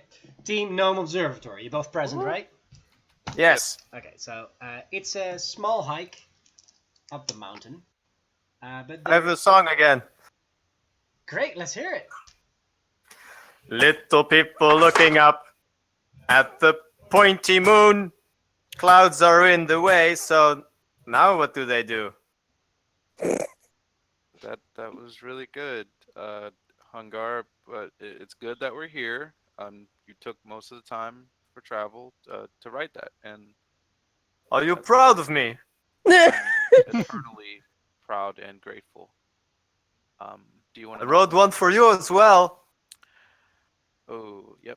Nifty, shifty, small one. That's you. Shearing shiny sheep. Shifty. That's what we're gonna do. Careless, do not count them. Or you'll fall asleep. Get it? Because you're counting the sheep. We're gonna cut the wool of the sheep. And if you count them, you fall asleep because they're sheep. I've never heard of any sheep that couldn't do sleep, but I'll research it. Do you not know this? I freaking love this guy. It's like can't every even match poll that I've energy. ever won. Yeah, no, I just never heard of that type of creature. Huh. Interesting. Maybe Sleep sheep inducing is sheep. not a creature of where you are from. Small one. Yes.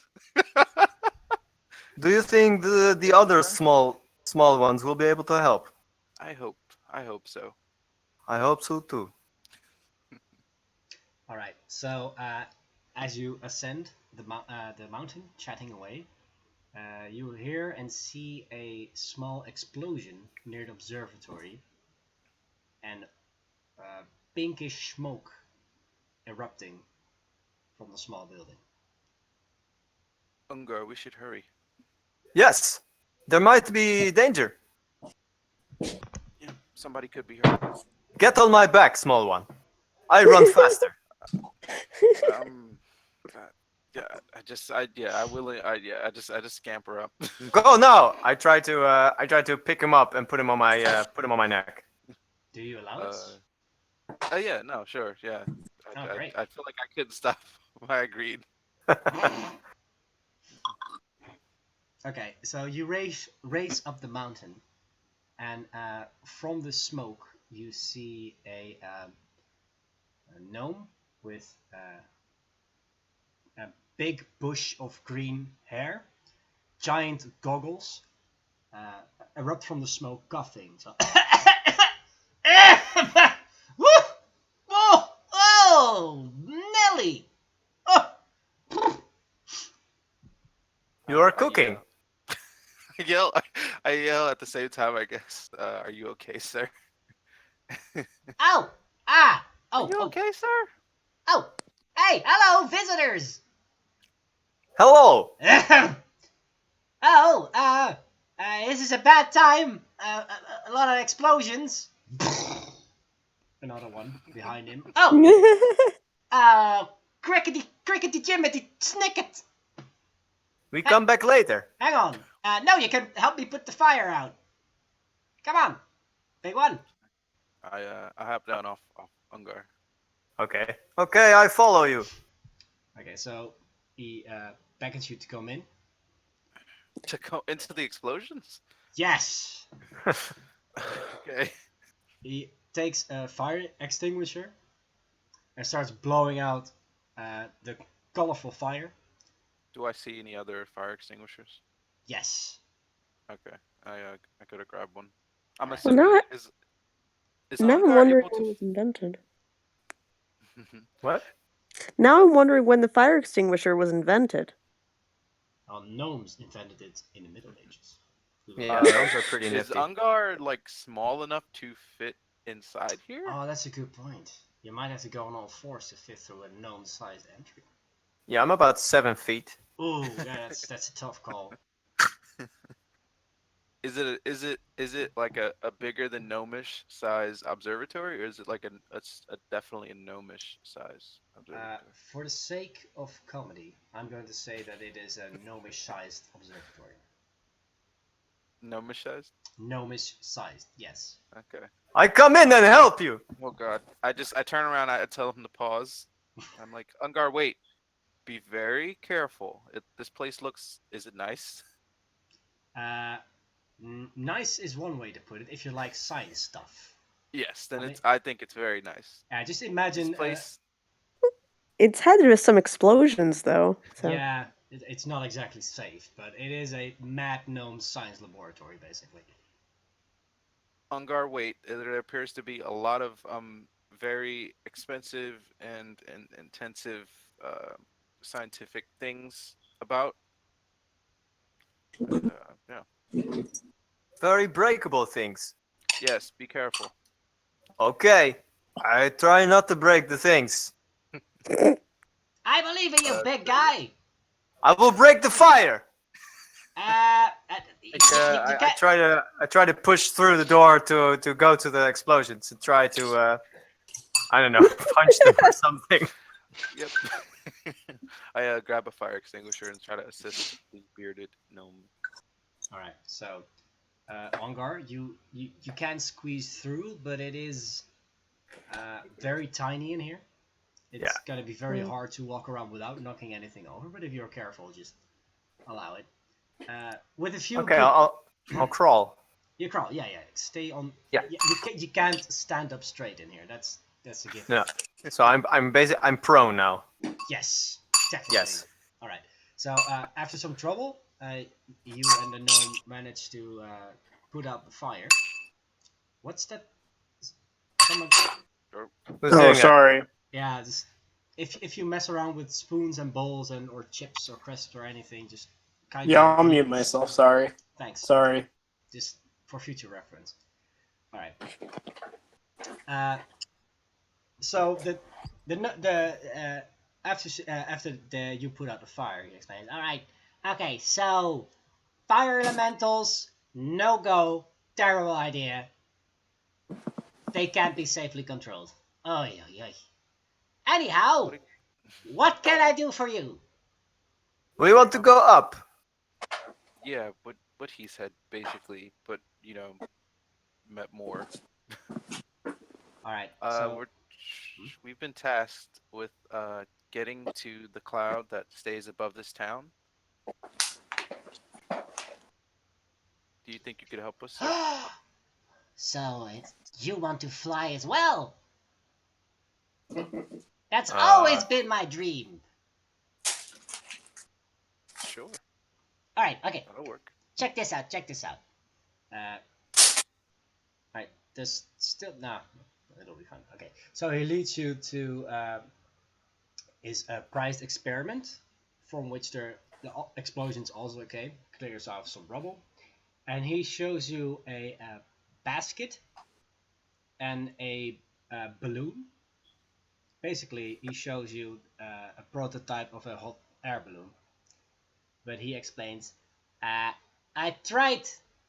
have this theory that if I trap a air elemental in a balloon and just piss it off enough, just like really make it angry, it'll try to escape and take the balloon upwards, Oh, and we can fly. Why you make wind angry? What will wind done to you? I see what you were going for. That's the Why best. not try to befriend the elemental? Wow! I never once considered that. You're very smart. Yeah, if I Thank could, you. would it be possible for me to assist him in like trying to reconduct his experiment? I think I have a background kind of in that stuff. All right, so so we're fresh out of elementals, but check this out. He beckons you towards the telescope. He fiddles with the controls a bit. While he fiddles, he says, "Well, originally I took this post to study the stars, but those clouds, they never give way. So I've just been staring at clouds for years now, and they don't ever change. Just like song, I told you. It's boring! So then I started working on the flying machine, right? But check this out." He points the telescope. Well, you can't see where he points the telescope, actually. He invites you to look through the telescope. Yeah, I bring my eye up to it. All right. So you look straight at the windmill, and just at this moment, the windmill starts spinning wildly, and just strain your eyes, you can see a vaguely humanoid shape, as if a humanoid shape made out of whirlwinds, whipping winds, dance around the windmill's blades. What do you see, tiny one? It appears that windmill that we saw on the edge of town is haunted, inhabited. Spooky ghost? Just no. Haunted By schmounted! yeah, by a wind elemental. Exactly. It's the home of a wind elemental. I guess it likes spinning around the thing. Windy one. Unger understands. Is their idea to harness this elemental? Yes! The only thing we need to do is capture it! We asked nicely, yes? What? We can try. We asked the wind if it will go help us go up. The gnome furrows his brow and rubs his temples, and he's like, "You can't. You want to go talk to the wind?" Yes. Maybe I sing to the wind, and wind can sing back. You know how wind can sing when you are in the forest. You know what? Whatever works. What I need you to do is, well, convince the wind, one way or the other, to kindly, and he points at his balloon, get inside my balloon and take us above the clouds. Can I roll Arcana to see if there's any way to if there has been like any history of people catching wind elementals? Certainly. Okay. Let's see. Do you think this would be better on your computer? Or It's really fun. Arcana. Roll, roll, roll Arcana. Gently with your I dice. think I have. Hope you roll a 20. That would be really nice. Nice. Magical elemental. History. Okay. So yeah, 2 times proficiency bonus. Nice. 4. So yeah. Okay. That would be a 16 plus 4, which is 20. Oh, right, definitely. There is a long precedent of wizards binding elementals to this plane for service. In particular, how wizards usually go about doing that with air elementals is they use a vacuum bottle that sucks in the air elemental. And if you put the stopper on it, it cannot escape. And then you just open the stopper again and it gets out. Knowing this information, I described the vacuum bottle and asked the gnome, who I didn't ask, I asked his name, by the way. Yeah, sir, do you have do you have a vacuum chamber bottle we could use to capture him? And also your name? Oh, yeah, it's Trixotroxotopoulos. All right, Trix. Yeah, Trix is fine. I am Ungor. My enemies call me Trix, but you can call me Trix as well. My Yeah, enemies so, yeah. call me Ungor. Then I won't call you Ungar, friend. I like you. I like you too. Anyhow, Yeah, do you have any type of invention that's similar to a wizard's vacuum bottle? a wizard's vacuum bottle. Let me see. Gnome starts looking around, like casually tossing glass bottles around. Can I also look around because I have like a minor tinkering thing? Ooh, oh wait, minor tinkering thing. Yeah. What's that? Think I can. If I know of this magical thing, I also because I have artificer's lore, so I can construct tiny clockwork devices. And I have pretty much a decent background as far as magical, alchemical, or technological related history checks. All right. So I think that would aid me in like putting together something. Cool. Yeah, definitely. That's cool. Let's see. I think let's just have you make an Arcana roll with advantage because you're together with a colleague. So it is an assisted roll. Okay. I'm making this stuff up as I go. But... let's see. That is a 21. Oh yeah. Okay. So, this gnome uses some lab equipment to also just clean up around the house, and you find what amounts to a vacuum cleaner. He's vacuuming up the rubble while thinking of a way to help. Yeah, exactly. He's whistling, he's vacuuming some rubble. He's like, well, He's like, vacuum "Man, bottle. Where could I find one? Excuse me, sir. Could we just use that you're using to What? clean up the rubble? What? The rubble gobbler? Yeah. Can we borrow your rubble gobbler? What? He looks at it, points it at his mustache, and the mustache half disappears inside his head. Like, oh, and he pulls it loose. Oh yeah, this'll work.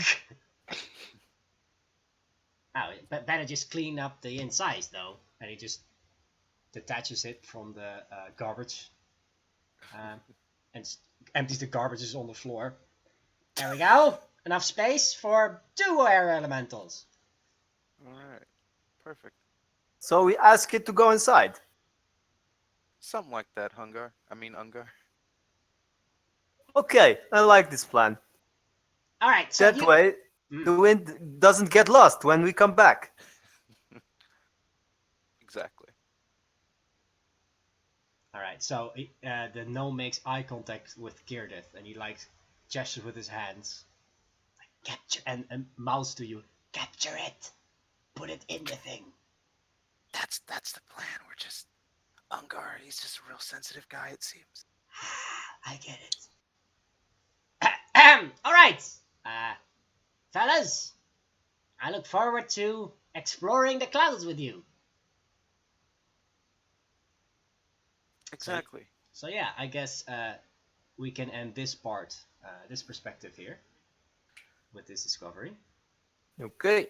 I think there was one person heading towards the arbor, right? Alice? Alus did head towards the docks. Alright. Let's see. Okay. So you head towards the docks. Just because I think it's fun if you're there with more people, I'll allow anyone from the market team to accompany him to the docks. Yeah, like Alus can have been just wandering the space between market and the docks, and others can catch up and we can go there. Exactly. So if any of you from the market team wants to join in there, you're welcome. Yeah, I was actually curious about the docks. I'll come with. All right, great. Okay. So you head towards the docks. The sounds of gulls shrieking in your ear becoming heavier here. The familiar smell of salt tickling your nose. Calm, Arya rushing smell. waves. And you look at the arbor and you notice there are 0 ships here, like none whatsoever. Although there appears to be quite a hubbub of sailors walking around to and fro, especially in this rather big tavern called the Salty Dog. A salty dog. The Salty Dog! Can I walk up to one of them and say, excuse me, sir, but may Sorry, there was a bunch of noise there. I didn't finish what I was saying. Noise happens. Can you repeat it? All right. Excuse me, sir. May I inquire as to how you make a living with no ships? Oh, hello, madam. Well, we used to have a ship. I mean, our ship was called Stormbreaker. Oh, she was a beauty, but one day, she just, while we were drinking, in the night, she just up and disappeared. She was gone. We thought it was funny when we arrived at the arbor. There were no other ships. It was like, whoa, well, it's so quiet here. Then we went, to spend a little money, have a little fun in town. And then our ship disappeared. And we've been stuck here ever since. How long ago was this? Well, our ship disappeared about a week ago. Don't know about the others. Thank you so much for this information. I greatly appreciate it. No problem, lass. Boy, I hope that ship turns up soon. What do you think could have happened to it? You seem like a smart girl. Well, I don't know, and I wouldn't want to, hold on a sec, what's the word I'm looking for? Presume. I wouldn't want to presume without knowing first. He leans a little closer to you and he says, I say it's a kraken! I don't think that was the proper sentence, what I wanted to say, but it's essentially the philosophy of if you don't know about something, don't talk about it. Right, You know. gotcha. I've never once done that. This sailor also doesn't ascribe to that philosophy, and he, like, in a very gossipy tone, says, like, I think it's a kraken. Probably right. Probably is. Definitely a kraken. Thank you for your insight. All right, have a good one. And he saunters off. Oh, please pass round. Well, that's essentially what she sounds like, isn't it? Mm-hmm. Yeah, she's a robot. What do you expect? No, that's good. She sounds great. I'll also Yes. add that outside of the tavern is like a message board, which is dominated by one person, and not one person, but like one handwriting, with a very simple job, a request. Uh, Please help with a rodent problem. Looking for tiny exterminators that can get into tight spaces. If interested, take flare and fire it at Old Mill. Thanks in advance. Reward 1,000 gold pieces. Love, Rufus. It's a lot of gold. And most of these have flares attached to them. Some of them have already been taken, like college campus thing. You usually have those papers with slips you can take. Same idea here, only there are flares you can fire off. Hmm.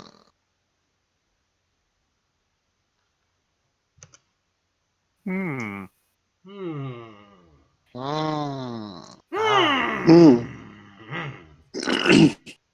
Uh, can I look around? Do I see any wildlife around the docks? Like seagulls, Oh, seagull. whales, whatever? Whales. I don't Wow. know. Whatever lives in beach, shore, cats, birds, whatever lives in that region. Oh, there's street cats, there's street dogs, there might be a rat scurrying around trying to remain unseen. Lots of seagulls, definitely, and around the beach you'll probably find maybe crabs or stranded jellyfish. So, Sirens. Starfish. lots of sea life around, lots of life in general. Also, Sirens trying to sell you How coffee. did the cat ears work again? oh, are there hermit crabs? Probably on the beach. Oh, how cute! Okay, so how these ears work? They're a pair of cute cat ears, and they allow you to cast animal friendship and speak with animals once a day. Let me look up the specific spell with my nifty Okay, so fingers app. so once per day, but it doesn't consume unused. Yeah, it doesn't disappear on use now. Okay. It feels so weird not being a druid. You usually play a druid? Usually, yeah. Usually, I'm all about animals. Do it work like everything that is animal, or is there a separation between rodents, fishes, No, so on? it It's just works on beast, right? yeah, Beasts generally. Okay. animal friendship. Beasts. Uh, so it would work on a cat, but not on a fish. It would also work on a fish. Oh, okay. Fish is a beast in the monster manual, I think. Yeah. Also, Okay. general animals. Let's not be too nitpicky about it because we'll end up having a discussion lasting at least Actually, 15 minutes. I think it doesn't work on mindless animals like insects. Not sure Yeah. about that. Well, you can't talk with what can't talk. That makes sense. Actually, no, it doesn't because never mind. Just okay. What do you want to use it on? Anyway, hey, robot lady. Shall I have these nice earrings. They're very nice and fluffy. Should we go and find some nice um, like a seals, some big I'm sorry, you're cutting out a little. Did you say robot lady? What happened? uh, I have these ears. I can talk to animals. We could find big animal that lives in water and ask what happened to the boats. You, hmm. You should do whatever you wish. I, Okay, however, bye.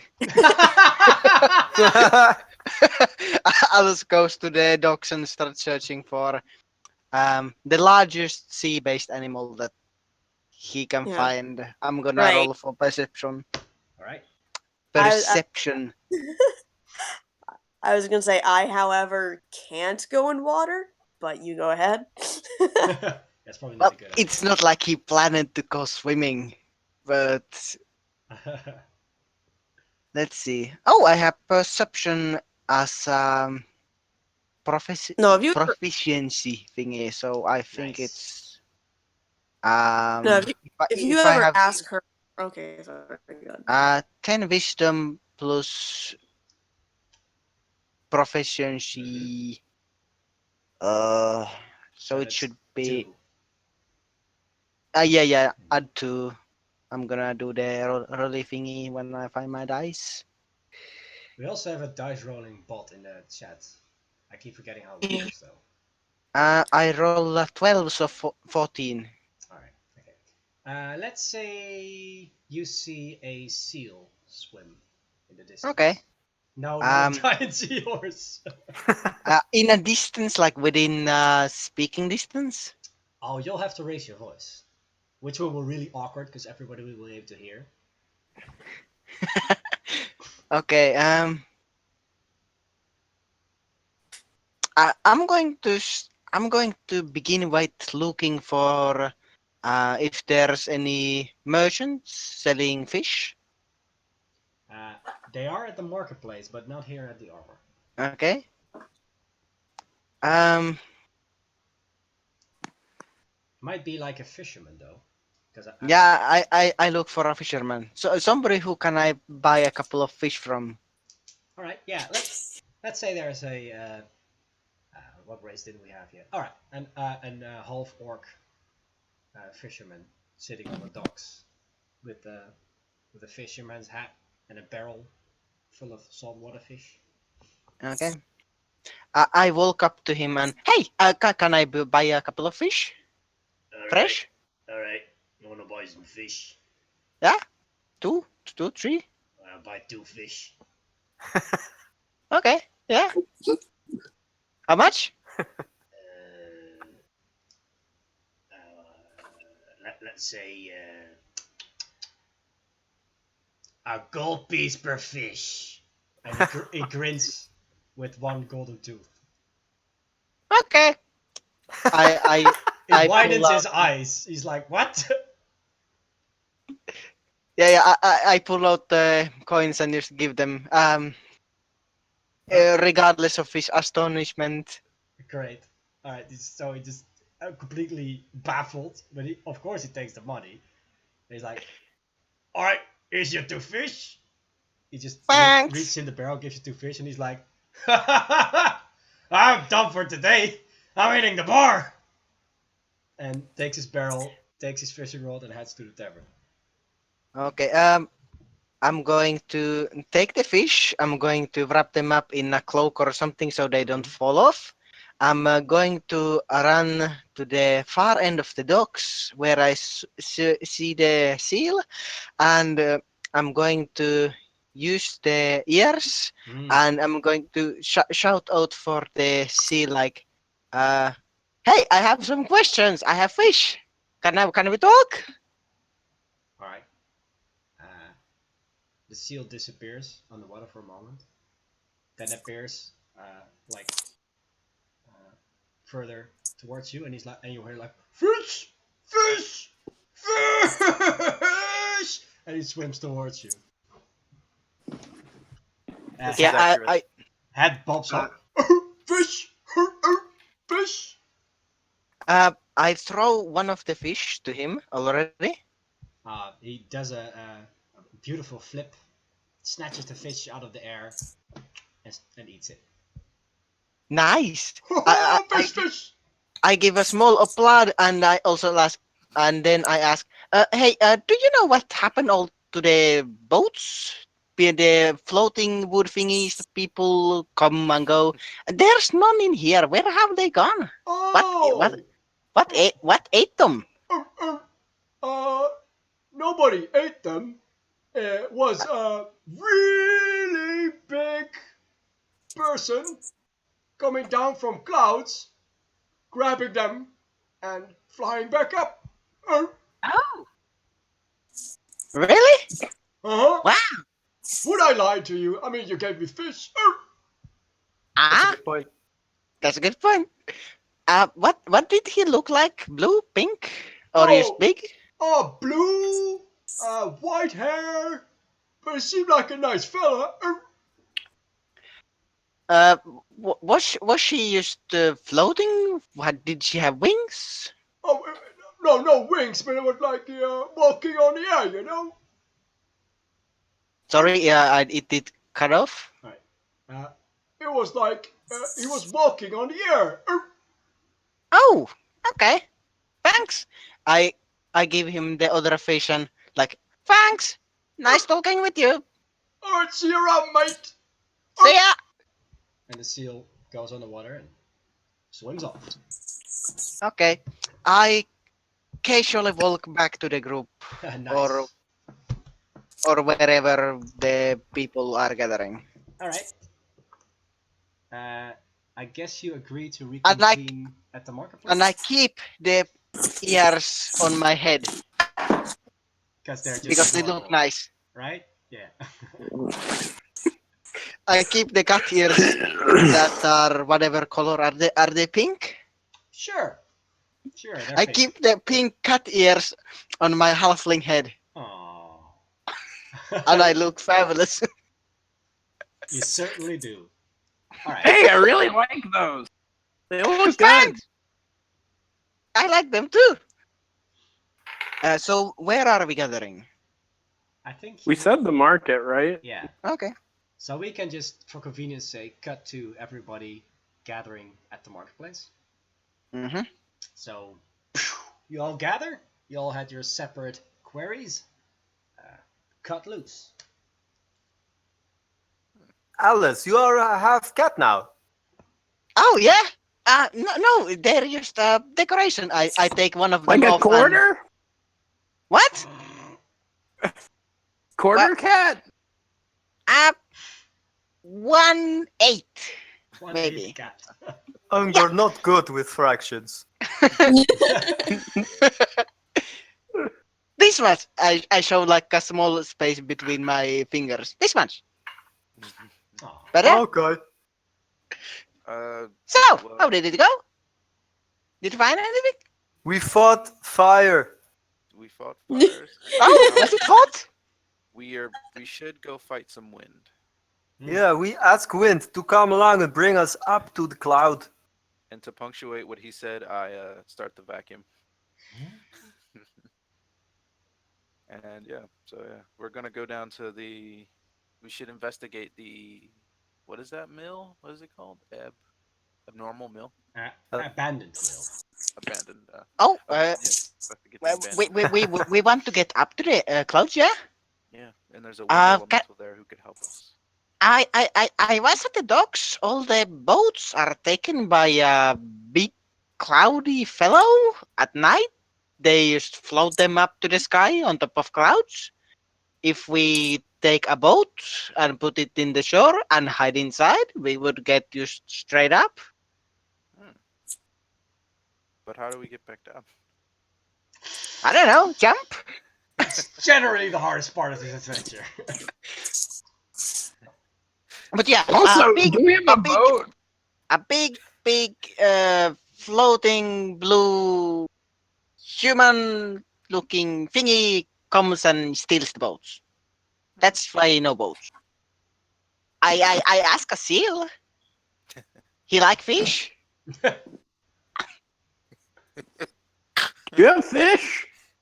No, I gave them away. Oh, it's unfortunate. I do Sorry. not get joke. What is wrong with jumping off? Death. Death on guy. No, you just land on your feet. You will be fine. You saw the air balloon Trix was working on. That'll probably get us up and down safely. Yeah, slowly, but okay. Yeah. And I tell them about the air balloon, the aircraft. Yeah, the air balloon plan. Yeah. So what do you guys want to do? Yeah. Try to do the boat thing or the Options. air balloon? Yeah, we have options. We can go either to the capture the wind elemental, or we can try to build out a boat some way, hide inside, and just get a taxi upstairs.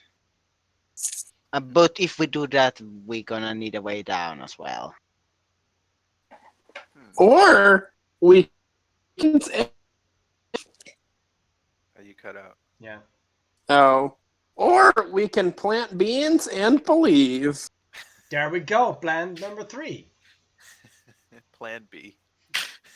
For B. No, for sure. I But just putting it out there. I would say that building a ship is probably really expensive. I can make both. I'm sorry. Unger, do you have- When you say boat, do you really just mean a plank of wood? No, I can carve. Unger That's not the same takes his thing. bags and takes out a saw and a hammer and like a gouge and all kinds of woodworking equipment. Oh. I make a big boat, yes? Building a think, boat is not like building a bench. It is huge. Oh my god. I think I can do this with the beans. You know, I've been thinking about it. You make a boat with beans. I think Beans I is can not make good wood. Beans probably do not float. No, I can make a beanstalk. Oh, okay. But I mean, All I right, don't want you to should stop you. plant I it mean, if you believe. So which one of you guys wants to follow me down to the abandoned mill? I will follow you. You are a hero. You can do this. Okay. All right. Thanks. Aw. I'm game for whatever. I think we're gonna die on the way down, no matter what. But That's why I think we should throw our eggs in the air balloon basket. We might not die that way. Going down. Ha, it's metaphor, but also real because actual basket. Thank you. Okay, we can go there. Alright. Do you all head to the abandoned mill? let's do it. Yeah, seems like we're all in agreement. no, I'm going to go and get beans. Right. Okay. You want to go buy Arya beans? has Mhm. Yeah. Arya has no preference either way. She just wants to do whatever makes everyone else happy. So Alright, I want to do programming. a quick bean buying scene. Alright. I'll be right back. You want to buy beans at one of the market stalls? Yeah, I just want to go up to whichever one's doing beans. I'll There's, just go. there are several bean stalls actually. I'm Okay. kind of hungry for a bean burrito now. You know what? They do also sell bean burritos and bean soup, Enjoy your fictional food. rice with beans. Red Okay, beans and rice. this is the good. Do news, they also which sell is beans with beans? Yes, beans They with said milk. beans is right. for my spell to work? It's not going to matter. So I say we get one bean. Yeah, you pick a stall, I pick a stall. We get a bean each, and then I'm going to make a beanstalk. Okay, so the salesman has a pitch for you. They ask, "All right, what sort of dreams do you wish to plant and grow? We have beans for long, plentiful life. We have beans for success in your love life. We have beans even for the darkest of vengeance. What kind of bean would you like?" Do they have beans for a beanstalk? Yes. For one that goes up the clouds? It's a kind of a tall order, madam. Oh, Very I mean, It's it's worth a cow at least. Yes, cow story. Very true, not made up. Okay. simply does not matter to me. I just need 2 beans. No, this is important. What kind of No, it bean you does want? matter. It does matter because we don't want just like faith beans or love beans. We want beanstalk beans. Also the Oh, vengeance beans. Don't I, forget about those. if I needed to get vengeance, then on me right now. I can deal with that on my own. I just need 2 beans, just 2 beans. I will give you Why is it bean to two? get more handsome, cause you can use it, cause your face is ugly. And then one for long, bountiful life. How's that? That's great. I want No, to that's not the right one. You have to get the one that gets a stalk. look, bean seller. I'm going to level with you here. I have no doubt whatsoever that these are just 2 beans. I doubt completely all these magical properties you give to the beans. No, then it And I think you're doesn't a work. charlatan. You have I faith. Yes. But I need 2 beans. no, that's not the point I'm trying to make though. Like if you ask for something that's just a metaphor or like just if he's like, "Oh, these are beans that will give you love," and then they're just not going to grow because they're fake bullshit. I'd like actual maybe we should go to the supermarket and buy actual beans. To be Hey, honest, you the don't know more about these beans, huh? They might be magic. I mean, I'm that's probably where he gets the beans from. In fairness, well, it'd be cheaper that way then, wouldn't it? if you want to be All right. materialistic about it. Okay, so he gives you the 2 aforementioned beans Excellent. for, let's say, a gold piece for the 2 of them. There you go. You get the gold. Right. Alright. Behold my spell. Come with me, robot girl. All right. Guess I'm coming with you. I'm just going to stride out and find a nice open patch somewhere. And I'm going to dig a little hole with my hand. I'm going to put in the first bin. And as I do, I'm going to say that I have absolutely no doubt this is nothing more than a normal bean. That man is a charlatan. This whole thing is a charlatan. Yeah. It's No, not- I get that.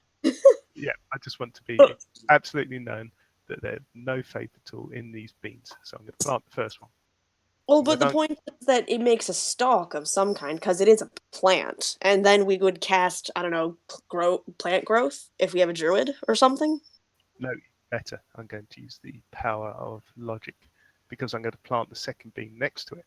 And I'm going to say for the second bean that the fact that the first bean will not grow. So if the first bean does not grow into a giant beanstalk, therefore I was right. And therefore with the second bean, no, well, okay. So if the first beanstalk doesn't become a giant beanstalk, then I'm right. In which case, the beanstalk did grow because it did exactly what I thought it was going to do. In which case, the second one I think is going to turn into a giant beanstalk. Ta-da! Are you just hedging your bets right now? No, I'm like establishing contingent seed plan. that. I'm establishing I'm that so it confused right absolutely works. So it absolutely works because the first beanstalk isn't going to grow. Therefore, like the magic absolutely works, and therefore the second beanstalk will grow. I have no idea what you're talking about, man. Besides, you're also cutting out a little, so it's hard to tell what you're talking about. Contingency. I get it. Ah, oh, no. All right. Therefore, my lack of faith in the beanstalk will be what causes the beanstalk to grow. Right. You know, we'll check. We'll check up on those beanstalks later. How's that? I mean, it takes a couple weeks for beans to grow, doesn't it? Well, magic beans grow way fast. But they're not magic beans. But the It is second one will Probably be not a giant bean. magic. All right. Okay. So, do you all now head to the mill? Yes, yeah. I'm not so sure about. I don't really want to get in a fight with an elemental. No, we ask nicely. Sorry, I'm not there. I mean, you don't have to get into a fight. We'll do the fighting. To be honest, we don't need to fight it now because either the beanstalk will grow, or I would have ended up like destroying the world because there'll be some horrible feedback, terrible loot. That is a possibility. That will be a very convenient way for me to end the session. Just destroy the world. Anyhow, you approach this rather creepy-looking old abandoned mill, which hasn't seen use in a great many of years. As you nearly approach the entrance, you hear a joyful shout coming from above you, something like, And you see the blades spin madly, and you feel a very strong gust of wind. Like blowing in our direction. All over the place, Hmm. but mostly coming from the direction of the wind blades. It's as if somebody is blowing, like imagine those pinwheels little kids Yeah. have, and then somebody blowing against the pinwheel. Basically, what's going on.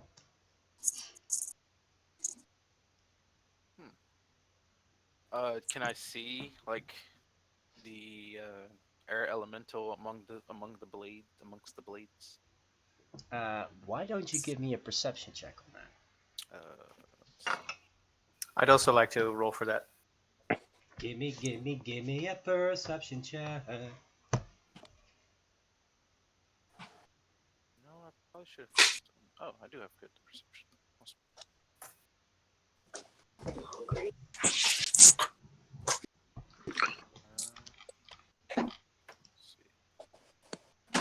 12 for Hangar. 15. 15. Alright. So it's really hard to make out, especially because the background of what you're looking at is mostly a blanket of gray clouds. But you do see vague humanoid shapes, both of you. Mostly just imagine a whirlwind with a big smile. That's basically what you see. Very happy gust of wind. Hello, windy one. Windy one. All right. Let me see all of my people. Ed, don't do that.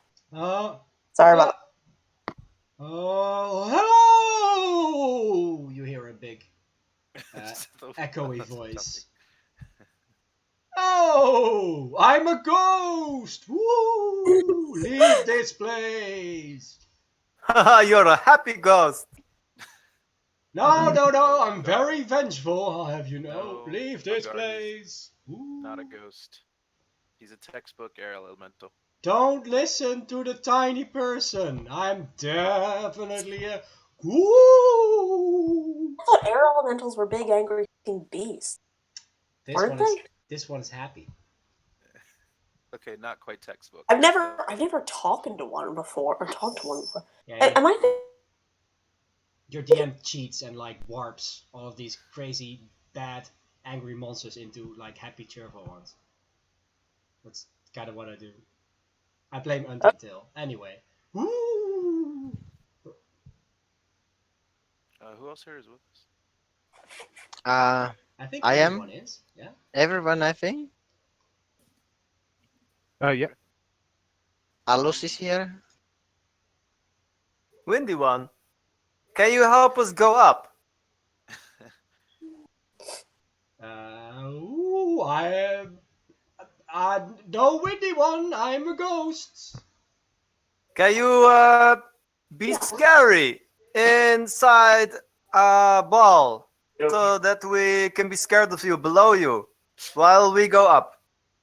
He's taking I'm very clever. I've planned. You see, I'm being how you say Yes, clever. You're tricking him. Yes. Subtle. I don't like confined spaces. We just wanna talk. Just come down here for a moment. Oh, all right. I must say, and the figure descends with a great gust of air, like blowing you straight in the face. It's very hard to keep standing. I brace myself on Ungar. But this humanoid whirlwind form coalesces all around you. Never really stays in one spot. Keeps moving around, zipping.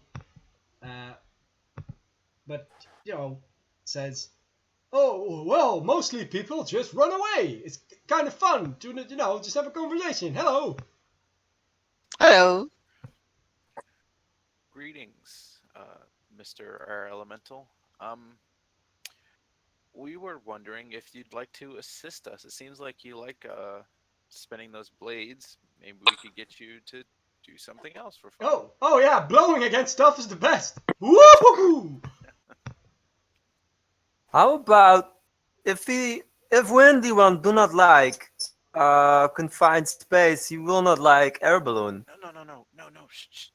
Hungar. But Yeah. maybe we can use the windmill to make different kind of balloon. Oh. It's interesting actually. I make wood, you know. I can make the things. All right, this conversation is really boring me. Get to the point quicker. I'm just gonna fly off. Oh, we want you to spin blades on a machine that allows us to fly, like you do. Wow. Huh. That sounds really crazy. I'm in. Hooray! Windy One! You know, just like this. And the figure flies up, takes a deep breath, blows against the blades, and it starts spinning madly again. Okay. Well, now we're at a dilemma. How do we make one of those? Ungar, could you make us some windmill blades? Oh yeah. How about we just take those off and we take them to the other small one, to the green hair. Okay. Would that be I fun? climb up to the windmill and take it off, yes?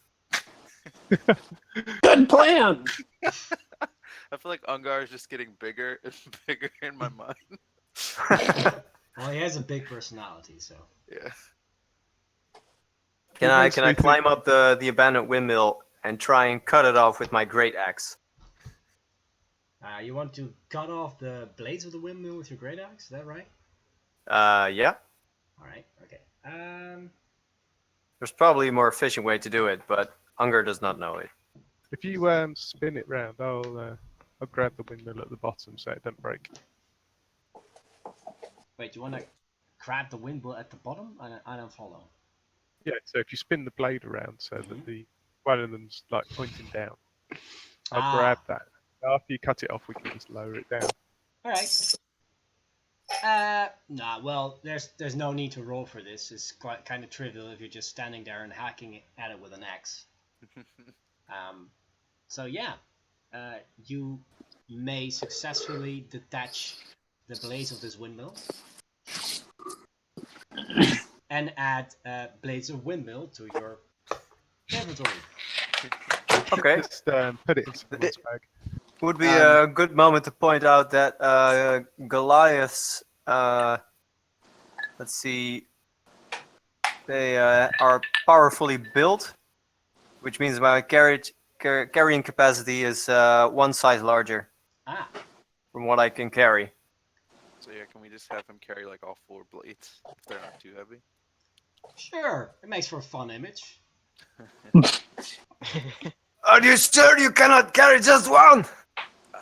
Together. It might just. It's very heavy. It might just kill me if you lower that upon my shoulders. Okay, I carry it for you, friend. Alus comes and does help, which is kinda. I don't think he can even reach because he's an halfling. Yeah. Well, if one of the ends drag close to the ground, I imagine he goes there and just lifts with his hand and I can take this end.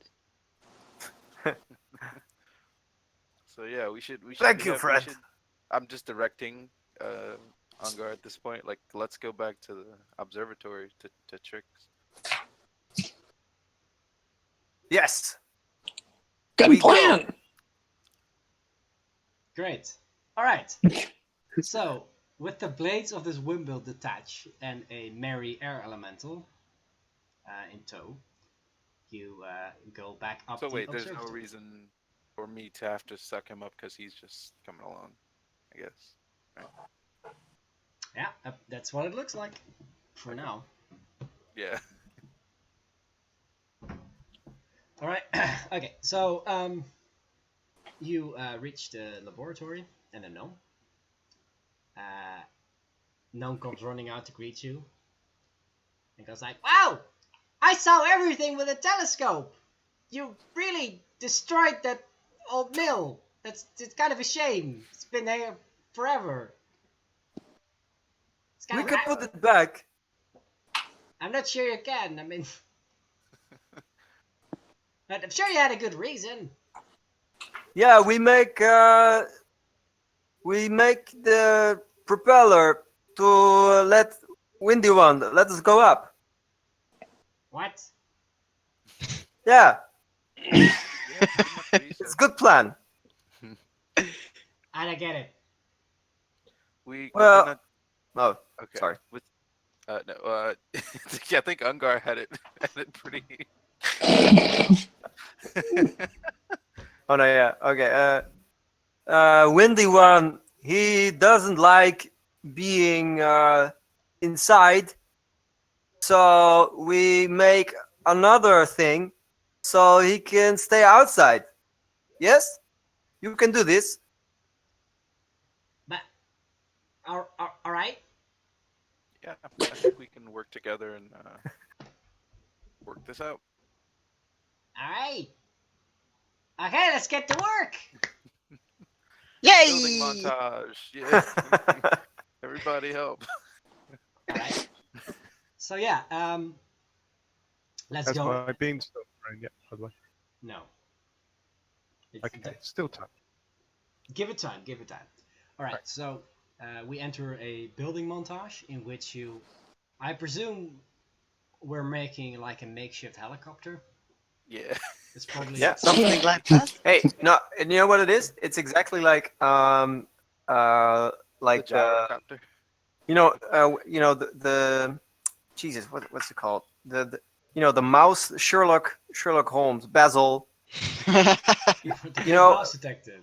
Yes, the great mouse detective, and you had this huge zeppelin, and then the zeppelin breaks, and then you think he plummeted to his death, and he's got the tail end, and he's propelling himself like with a little, with pedals.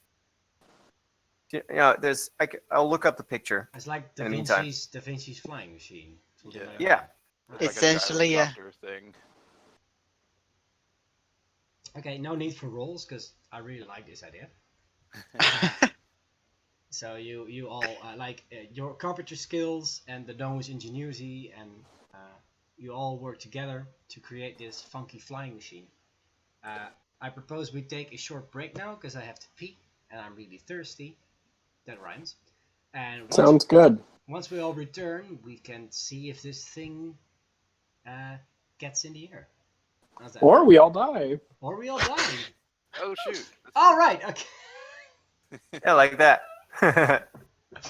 Ungar, I never knew you were such a scientist. Well, I think Alus is going to make use of Be his right back. very high dexterity to find some cloth and sew them to downwards ticket, like something of a parachute Oh, that's or a couple,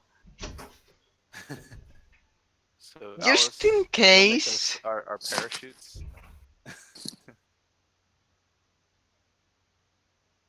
Interesting turn of events. Maybe we'll all die. I mean, yeah, well, you're all going to die anyway at some point. I embrace death when it comes. That is probably the least shameful philosophy, hunger. What are your thoughts on class identity? Well, Can you eat it? Which glass? Your hunger, you were asking. Yeah. All of them. Oh, I don't know. The proletariat. Oh yes, proletariat. My mother told me about these things. She explained to me, what the metaphor means. I think I understand. There are two classes: the living and the dead, and the dead outnumber the living. Back in village, I was woodcutter, and then there was bad rich guy, and he was very mean.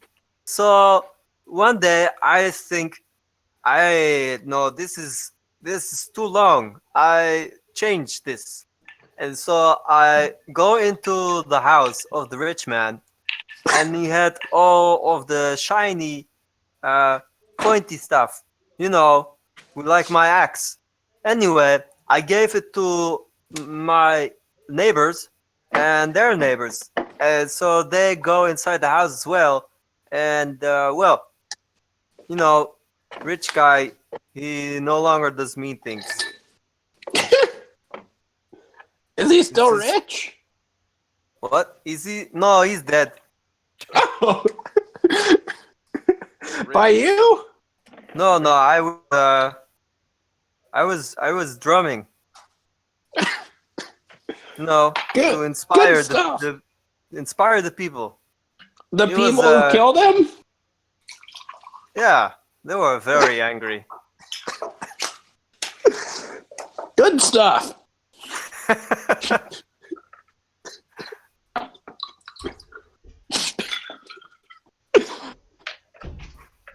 I'll be right back.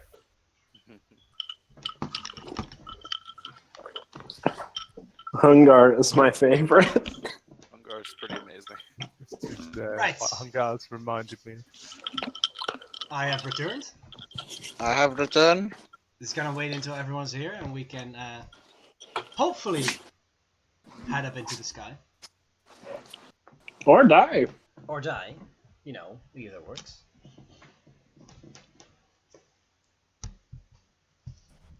Did we plan to hold like the session 3 hour? Yeah. I have a pretty good idea how the next few minutes will go and what's the optimal point to stop. Okay. I think you also probably already have a tiny inclination and idea what that point will be. Mm-hmm. No idea. Woo! Just gonna flip through my monster manual for no apparent reason.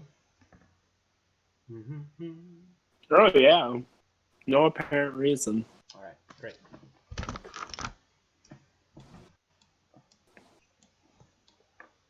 Oh! Yes, show us. Nice!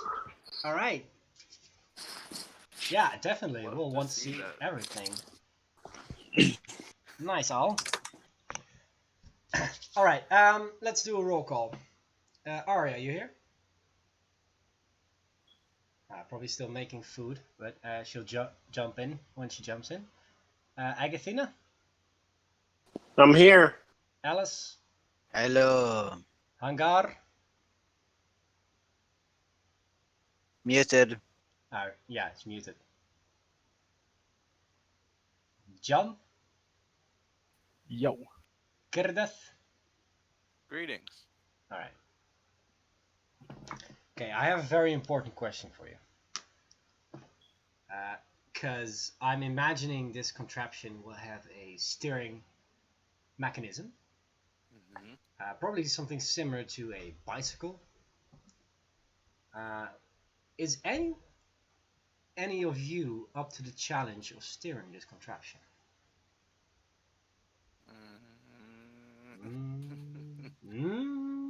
Not Captain not Hungar. here to- Yeah, let's do. Oh god.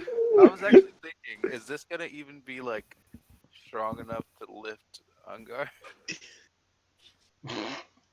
I will use the pedals. I will pedal us, and the wind will help. That might work. I can steer if we need. Well, we need to go up. It's Any easy. of you guys proficient in makeshift helicopters? Well, I'm proficient in vehicles, but it specifically says ground. That's not gonna fly. Vehicles land. Yeah. Alright. I'm proficient in bagpipes. Is that relevant? Oh my god, me too. What are the odds? Oh, actually, in the interim, Agathina's pulled out a bagpipes and has been practicing. It's not very good. Okay. Because why not? I mean, if you're gonna do a montage, you gotta have music. Yeah, Yeah. that's an excellent point. Yeah. All right. Drumming, bagpipes. That's all we need. All right, get. I got a pan flute. We Amazing. got a whole band. This- All right, let's get so down to great. business. All right. So, Yes. Uh-huh. twilight starts to fall. The clouds above you turn a lovely shade of vanilla. As the gnome works remarkably hard with all of your help to repurpose their flying machine into this makeshift helicopter. And after some goading, the air elemental takes position among all of you and starts to huff and puff and blow as hard as it can. And remarkably, the thing actually starts to fly. You So start who is ascending. steering? Yes. If none of you are up to the task, we have a lovely gnome NPC who will be more than happy to do Oh, it. that would be perfect. But I think the honor is his. you want Hangar to steer? No, the NPC. All right. No, yeah. He kind of has a stake in this too, so he can Alright. actually like if he Yes. gets to the bottom of this. I mean, he knows the mechanics of everything. Yeah. So you ascend. You see several astonished people look up at you and point. This motley crew. And you hear this wind elemental jovially go, "Look, this is crazy! Non-fly people are flying! It's hilarious!" Oh god. It says in between gusts of air. And you lazily drift upwards. And the ground beneath you becomes smaller and smaller. And you start to see the surrounding valley, lovely winding rivers, mountains up ahead. You see the glittering sea. It's all a lovely sight until you hear a shriek in the distance coming from somewhere around you. Do you see Very anything aggressive looking shriek. Can I roll for perception? Oh yeah, you roll me those perception checks. That's a natural 20. Oh, all right. In that case, Hangar, brace yourself, because the eagles are coming. Oh shit. You see up What? ahead 3 gigantic, majestic, white-feathered eagles heading towards you, and they do not seem like they are excited about the prospect of sharing this airspace with you. Do they remember that they're to keep final act where they save us? Now, these eagles don't seem like the saving type. In fact, type? you might need saving from them. So, Birdies. I already used my animal talking. Any ideas? I'm not made to flying.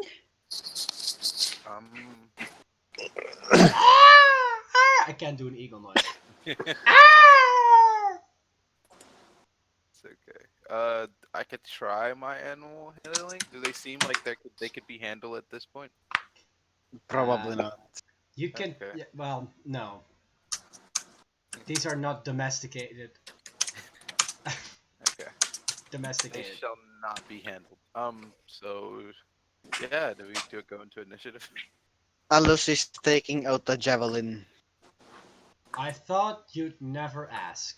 Why don't you all roll initiative for me? We'll settle this evening. Right. There's 3 giant eagles heading towards you. Let's end this on a high note. Get it? Because you're high up. Ah! So anyway, Oh, wait. boy, Am I that's good. pedaling? Because the wind is pushing. Am I pedaling at the same time? Did we establish that? Yes, I think that was the Okay. image we were going for. You're Okay. pedaling but not steering. No, yeah. No, I'm busy. So good luck, guys. Well, if I've learned anything from the Lord of the Rings, giant eagles are a good thing.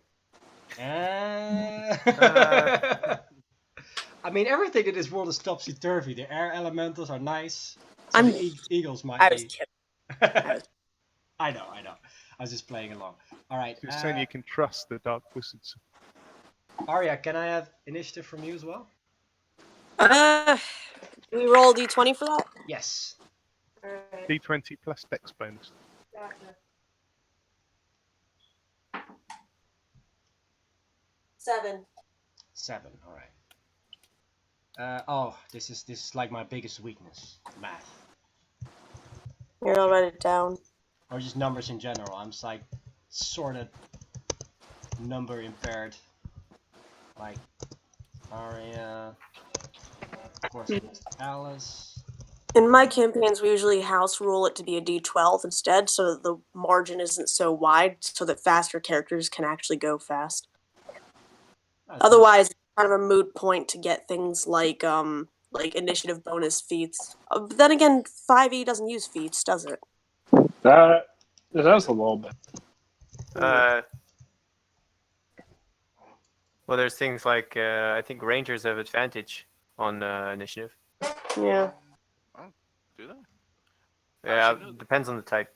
I mean, Yeah. initiative isn't really that important anyway. I mean, you all get your turns anyway. So. I mean, you say that it is for rogues. Yeah, you're Am right. I going first? Get something as well. Let me just check when the eagles are coming. All right.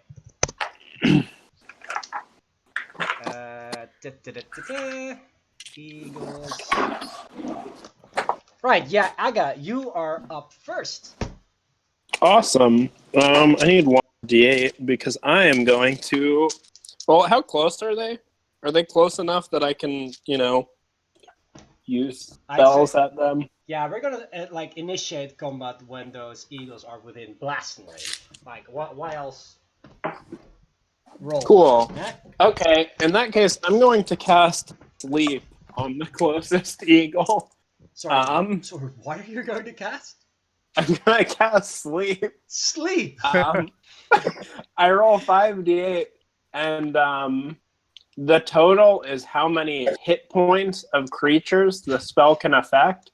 So basically, if I roll more than... If my 5d8 is higher than one of their hit points, they will fall asleep for a minute. And I believe that we are about probably a minute away from the ground, or less. So, yeah, let's see how this goes. We'll see. 8, 10, 13, 15, 21. 21. Do they have more? Does it have more than 21 hit points? Sadly, it does. God damn it. Okay, well, I failed. There's my contribution. So maybe You tried. You see one eagle like sort of dozing off, and then its comrades like backs it in the neck, and he's like, "Whoa! All right, still in it." Well, I tried, friends. We're gonna die. You All right. always were. Hunger. There's nothing I can do either. Oh wow, already? Yeah. Okay. Let's see. I'm looking up one of my spells, and I think I can get away with it because I'm using my feet to pedal, and I'm holding on with my hands, right? So I can brace myself. But I use one of my hand to point at, because how many birds are there? 3? Yeah. 3. That's enough. I point at the birds, and I bite my thumb to get a drop of blood, and I put it on my index finger, and I point at the birds, and I say, "I think you should go away. Go away, please, birds." And I cast Bane on the birds. All right. Yeah. They can make a charisma save. Is that right? Yes. Oh, And what? Plus no charisma. I mean, plus 0. I'm not Dutch. What's your spell save DC? Sorry, I'm looking up. That's let's see, 2 plus 3. That's 13. All right, they make it. Ah. Eagles are unimpressed by your attempt to cast a bane on them. Okay. In that case, when I see that they're unfazed I turn to Kirdeth, and I say, "Small one, I know you look shady sometimes, but I think now is your moment to shine." Thank you. And I give him bardic inspiration. Yay! I love bards. This is always so supportive. Yeah, I feel empowered. Yeah. Mhm. Now or Death Knight. Alan, really? Did I mix up the order? Of course I mixed up the order. Yeah. Okay. Wow, this is just undeadism. Sorry. Undeadism. Undone it. I've dealt with it for years. Sorry. It's your turn, John. Is none of them are in melee range, are they? Not yet. Okay, in that case, I will reach out to my sword and point at one of them and touch. Sorry, you cut out there for a moment. I think. What are you doing? Chill touch. Chill touch. Gonna have to walk me through this first one. How do I make a range spell? I think you just use your proficiency plus your spell attack modifier, your ability. So Okay, that's probably 2 plus your Uh, charisma modifier, I think. yeah, which is free. So it's plus 5. And then what the D20 to hit. Okay, I got 19, so 24. That's a hit, definitely. Okay, and then D8 damage. 4 damage. 4 damage. All right, and so this is like a chill touch. So it's like an icy hand that reaches out and grabs it. Oh, gross. It also will hang on to it, and for one turn, it cannot regain hit points, and has disadvantage on attack rolls. That's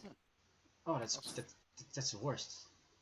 Oh, all right. Okay, so this creepy, chilly hand clutches at this eagle, and it looks quite displeased. Yeah, and that's necrotic damage as well. Ah, nasty. Just to add to the edge of it. All right. Necrotic, the edgiest of damages. And the hand itself is a bit decayed as well, All right. I think. Correct me if I'm wrong, but Alice is up next. Yep. There we go. I can do numbers.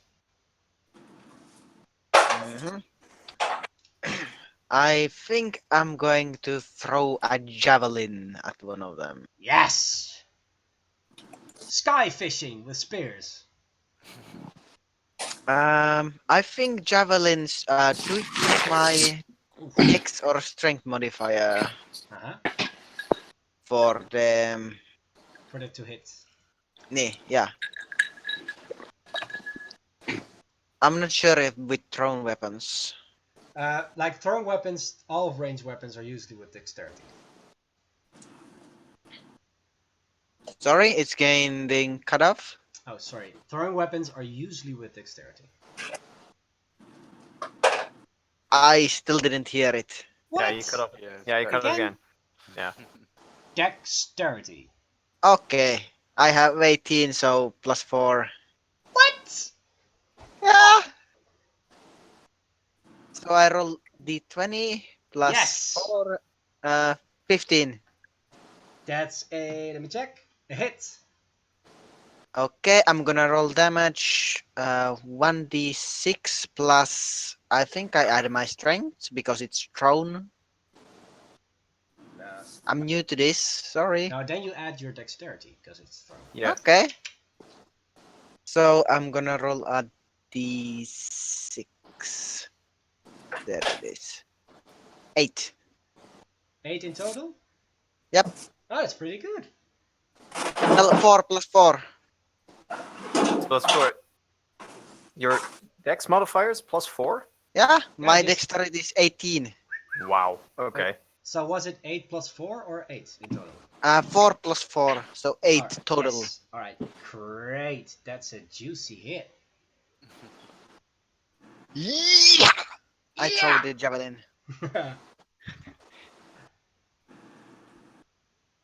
this very small, angry-looking halfling throwing a spear, essentially.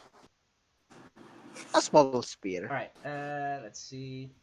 Arya, you're up next. Audie, you're up. You're up. It's your turn.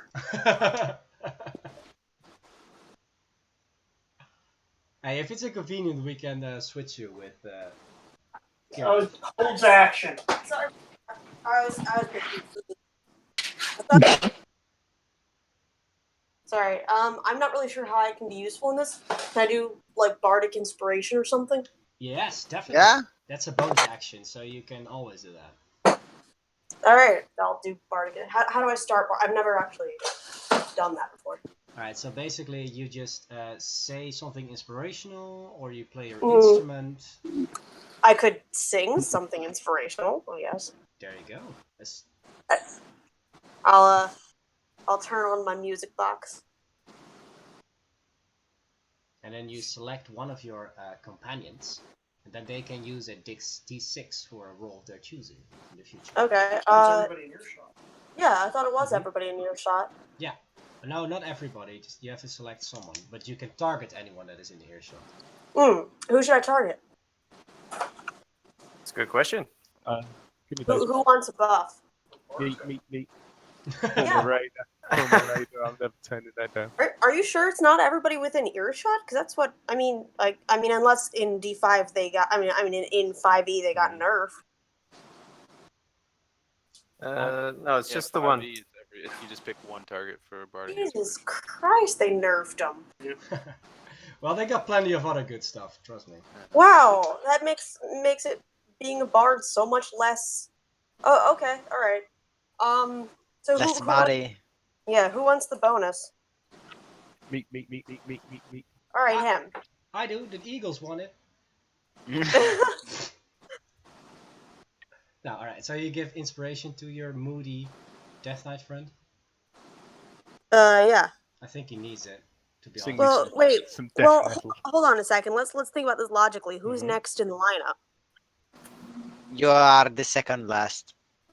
Okay. Kirith is next in the line. So should I already use it? I already have bardic inspiration from Ungar. Oh, okay. So then. I don't think. All right, then I'll go with whoever just wants it then. Give it to Agatha, I think. Okay. It's the caster. I think she could use it. All right. Then it goes to Scarlet. Agatha. I won't forget this. You've been officially been slighted by the board. Never trust the Finn. There you go. All right. Okay, great. Then we're gonna go with Kirith. All right. I'm just gonna, try to. Ooh, wait a minute. Okay, so I got the item, and this was the bug breath. Ah, right. Okay, and bottled bullywug breath. Yes. What exactly does that do, Mr. DM? It casts stink cloud directly on the area where the ball is either opened or broken. Cloud. That's a pretty nasty spell, have you know. It's also very I'm just gonna disgusting. look up stink cloud real quick. Let's see. 50-foot sphere of yellow, nauseating gas, spreads around corners, completely within the cloud. Constitution. It's gonna muck up the whole place. Okay, and how close are the eagles? I think we established they were within javelin throwing range, so they would be within 120 feet, or just chucking range in general. I'm assuming they're more than 20 feet away, though. Yeah, definitely. Okay. And would you say the wind is blowing Yes. more than 10 miles per hour?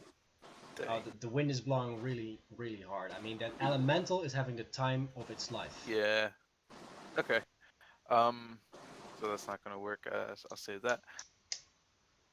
I decide that I stick my finger in the wind, and I'm like, this isn't gonna work. So I just I levy. I hold up. I get out my crossbow, and I'm gonna take a shot. Great. Let's see. +6. That'll be 21. Oh, that's a hit. Yep. Okay. My poor precious eagle.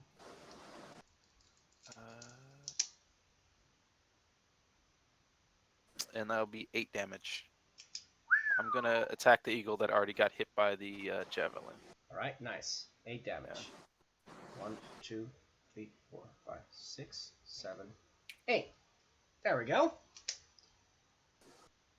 Let's keep the ball rolling. Agatha. Agathina, in fact. Yeah. Forgot a vowel there, sorry. Agathina, you're up. Yeah, cool. I'm gonna cast.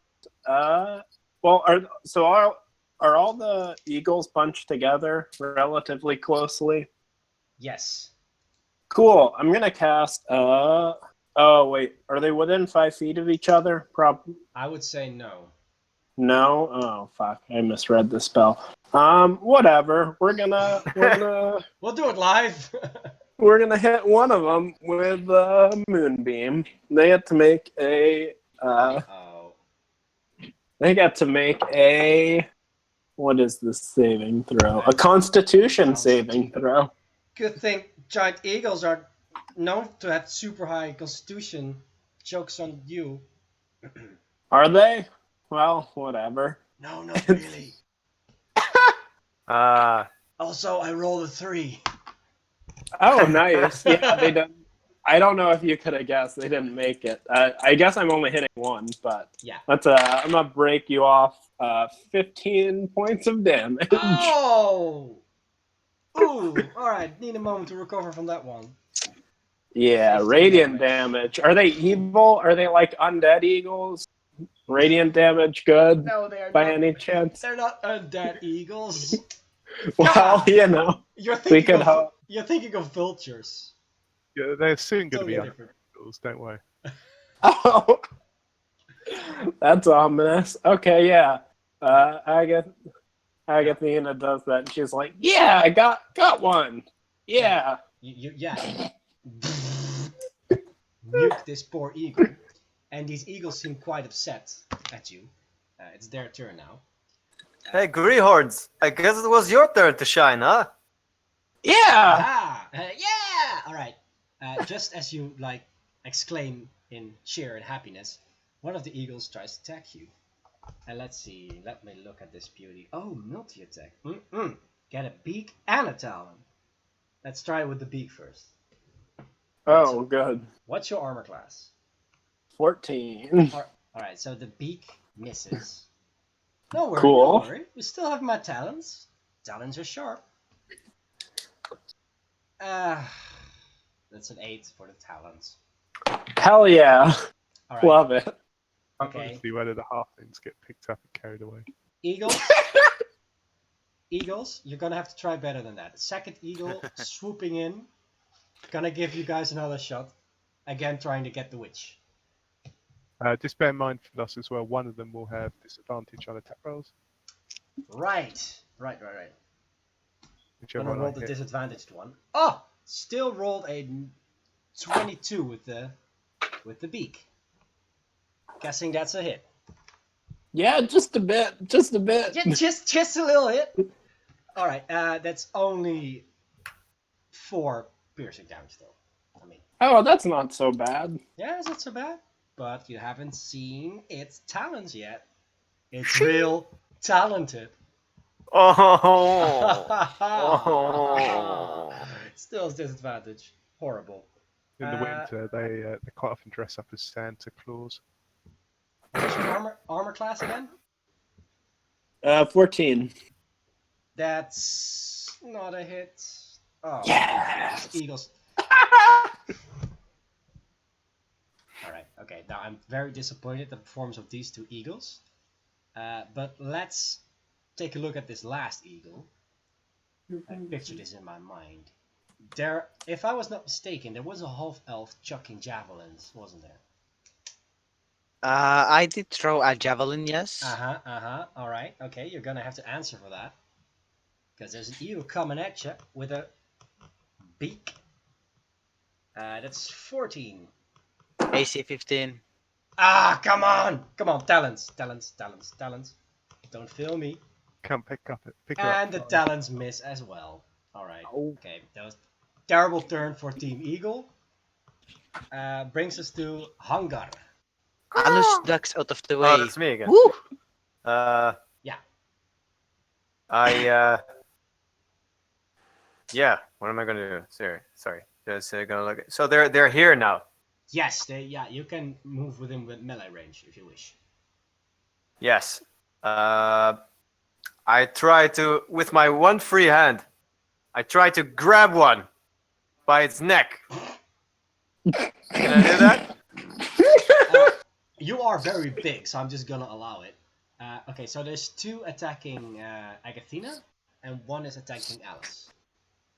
I take the one closest to me, and I'm assuming I hope that's one of Agathina's, because 2 against 1. That's not fair. That's not fair, Ungar yeah. thinks. Ungar takes. I mean, there's 6 of you against 3 of them, or whatever. Birdie, come here! I tried to grab it. All right, make an attack roll for that. Yes. What do I add for this? Your dexterity. Dexterity. Ooh. Okay, that's 9.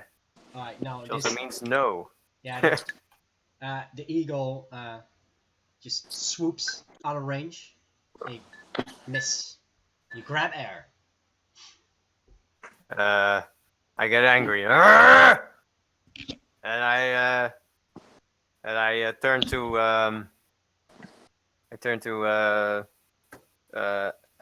Agathina, and I say, "Greenhorns, you get them, because I'm very angry at them, and you just did the shiny thing, and you're doing good. So do it good, some more." And I give Agathina a bardic inspiration. Thanks. Inspiring words. I feel inspired. I love that voice, by the way. Yeah, it's great. I don't, but thank you. All right. Edgy Mac Soaklord. You're up. That's John, Death Whisper. I guess he's ignoring me now for calling me an edge. Oh, sorry, no, I was just pressing my push to talk. Okay. Which explains why you didn't answer my question. 2 of them are on Oh, the there you ship, go. right, aren't they? They're all surrounding your little basket now. Yeah, 2, so I wasn't. yeah, 2 are Okay. attacking the witch. 1 is attacking the halfling javelin thrower. Okay, I'm going to go up to the one that's attacking the halfling, Mm-hmm. and I'm going to hex him. Ooh. So he is now cursed, and then I'm going to poke him with my glaive. All right. Show me what you got.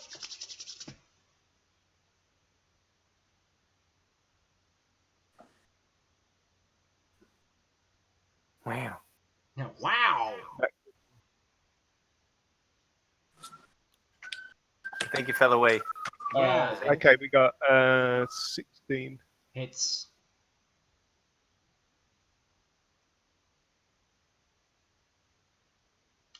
Good. Yeah, it's good. Roll for damage. Okay, D10 Mm-hmm. plus a D6 for the hex Oh, warriors. is a massive. Are you ready for this? 5 damage. 5? What? All that math for 5 damage? Yeah. Well done. Excellent. But it's Death Knight damage, so it's probably going to cause agonizing pain and look great. Like ice flying up against the cloudy background. I mean, come on. A lot of flash. Hitting things with weapons always causes pain. I mean, am I missing something? Yeah, this is extra pain. Yeah. All right. It's like the agony of knowing the pointlessness of this. That you'll never be as edgy as him. Maybe you should recite poetry at them for your next round. All right, Alice, you're up.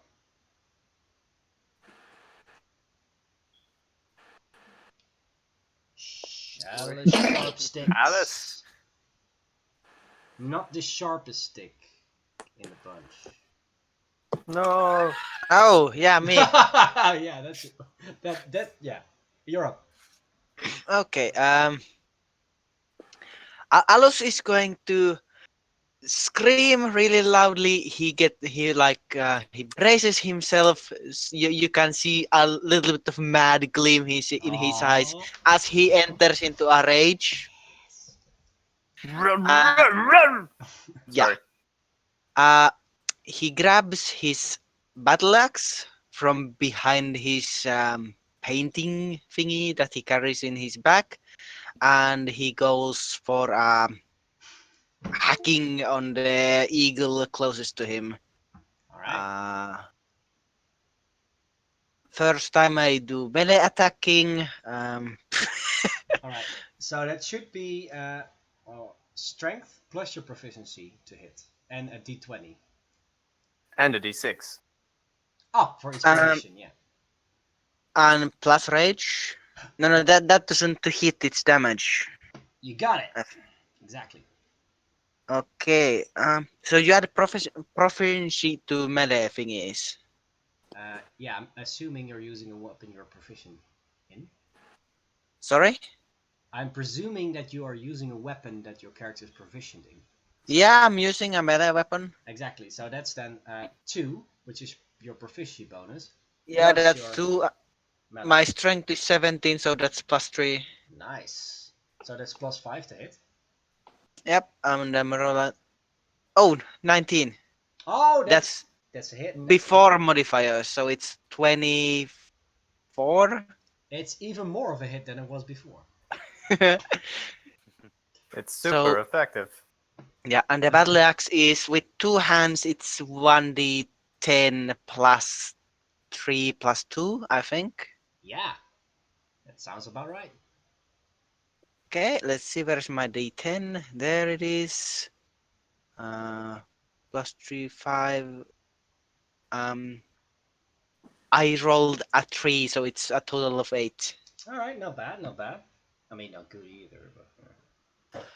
So you see this tiny, extremely angry, just wild-looking halfling going hacking at the eagle. It's actually quite frightening. Such a small thing going. I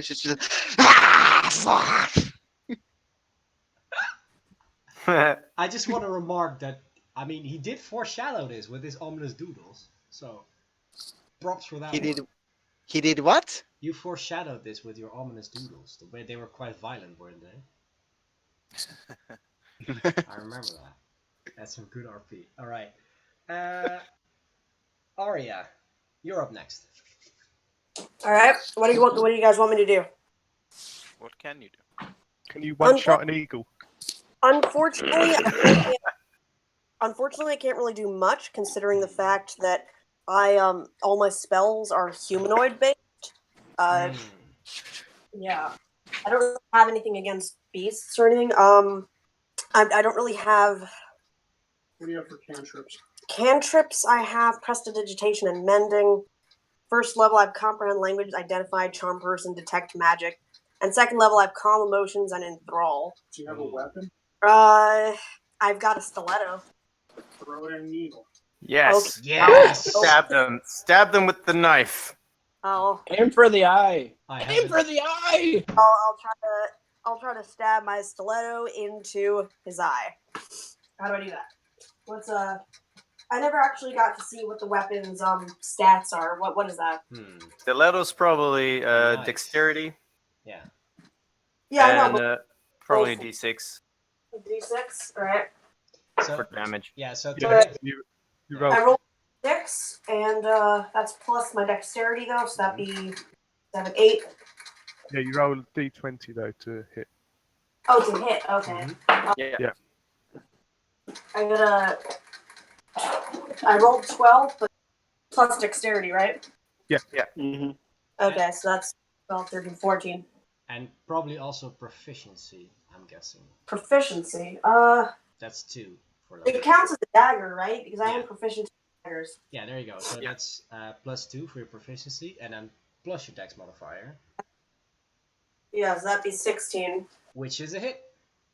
Yeah, and I rolled 6 on the d6, so that's... That's 8, because you can add your dex modifier again. Yeah, alright. Right. Cool. Nice Yeah. one. I stabbed it! Were you Right in the eye. were you targeting a particular eagle? Yeah, I was going for the eye. Yeah, there's 3 of them though, so Well, Oh, 6. right. 6 eyes. 6 eyes. Yeah. Right. Well, I hit one of them. I don't know which. All right, sure. I'll pick one. 6 damage was it? 8 because 8. it's plus my dexterity. All right, then you can describe to me how you kill one of the eagles that was attacking Agathina, because you destroyed it. I kind of went into defense mode. My eyes went red, the way robots do, and I precisionally stuck a very thin needle-like dagger into the eagle's eye in order to protect Agatha. Oh, that's great. Okay, so this eagle gets its brain pierced and drops out of the sky. That's awful. Oh well, self-defense, right? Mm. Bye, eagle. All right, Princess Gerda. Gerda. Yeah. All right. So shoot another bolt. All right. Seems to be pretty successful, and that wasn't. Shit. Okay, I think I can make this work. So, how much do I get for the die for the bardic inspiration? That's a d6. D6. Yes. To an ability roll or attack roll or save. Plus 6. Okay, so that's up to 8, and then 8 plus 6 is 14. Does 14 hit? Yes, actually. All right. It looks like I was going to miss, but somehow, some way, my bolt strikes true, and yeah. Thanks to the power of emotional support. Yeah, yeah. I couldn't have done it without I was gonna say hunger. Let's see. You go, friend. Yeah. Yeah. 7 damage. 7 damage. All right, let me check. 1, 2, 3, 4, 5, 6, 7. That's math. Still flying. Okay. Come on, baby, you got the this. one I've been attacking. Yeah. All right. Unless it don't. Back on the top of the round, Agathina. Yeah, so there's one left, correct? There's 2 left. Or sorry, one left attacking. Yeah. Oh, yeah. That's right. That's Awesome. Agathina extends her hand and uses, and I have bardic inspiration, which that gives me advantage, right? On attack. No, how does bardic inspiration work? You can add a d6 to an attack roll. Oh, cool. 1d6. Okay. Yeah, I'm gonna do that. Nice. I'm gonna cast Chill Touch. Oh, we got another chill touch. Chill. You guys can be chill together. We Chill high didn't five. We didn't even need the chill pills. Wow. What do we got? Wow. Uh-oh. 11. Oh no, you miss. You get the edge to hang with me, mate. All those dice. Very unfortunate. Not good. So yeah, Agathina braces for being killed. You reach up and touch the sky. Let's find out if you survive. Eagles! Come on, baby. Daddy needs a new tiefling skin purse. Alright, that was too gruesome. What was your armor class again? 14. Miss. Another miss. Alright, so Agathina's eagle misses everything. Alright. Alice's eagle. Hell yeah. Let's see. That's 1 hit. 2 hits in a row. Let's see. That's the D6s. All right. Are you ready for this? Yeah, ready for this? 6 plus 2, so 8. So 10. 10 plus math. 10 plus 3 is 16 damage. But since you're raging, I do believe you can halve it, because this is piercing damage. Yeah. You have resistance to bludgeoning, piercing, and slashing, so you halve any damage you take. So that's half of 13, rounded down, which is...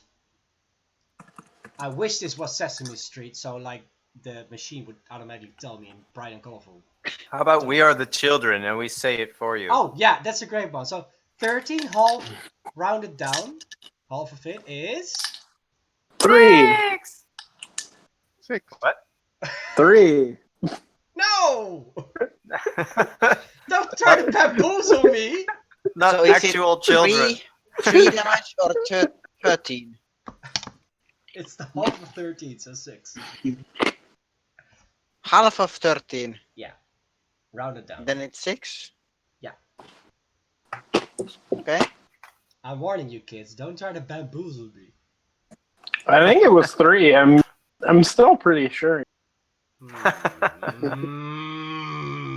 can't tell if you're just really bad at math or trying to pull my leg. Alright. I mean, that's true. Hungar. Yes.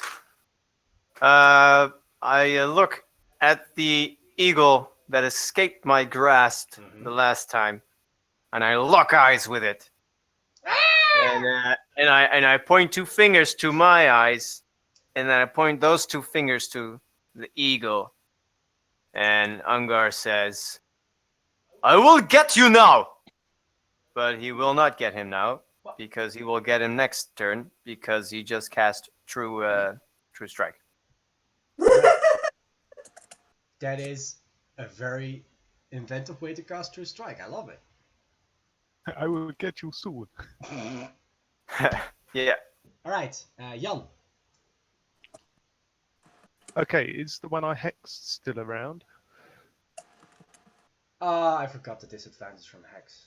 But yes, it is still around. It's still fighting Alice. Okay. In which case, I'm going to go and poke it again.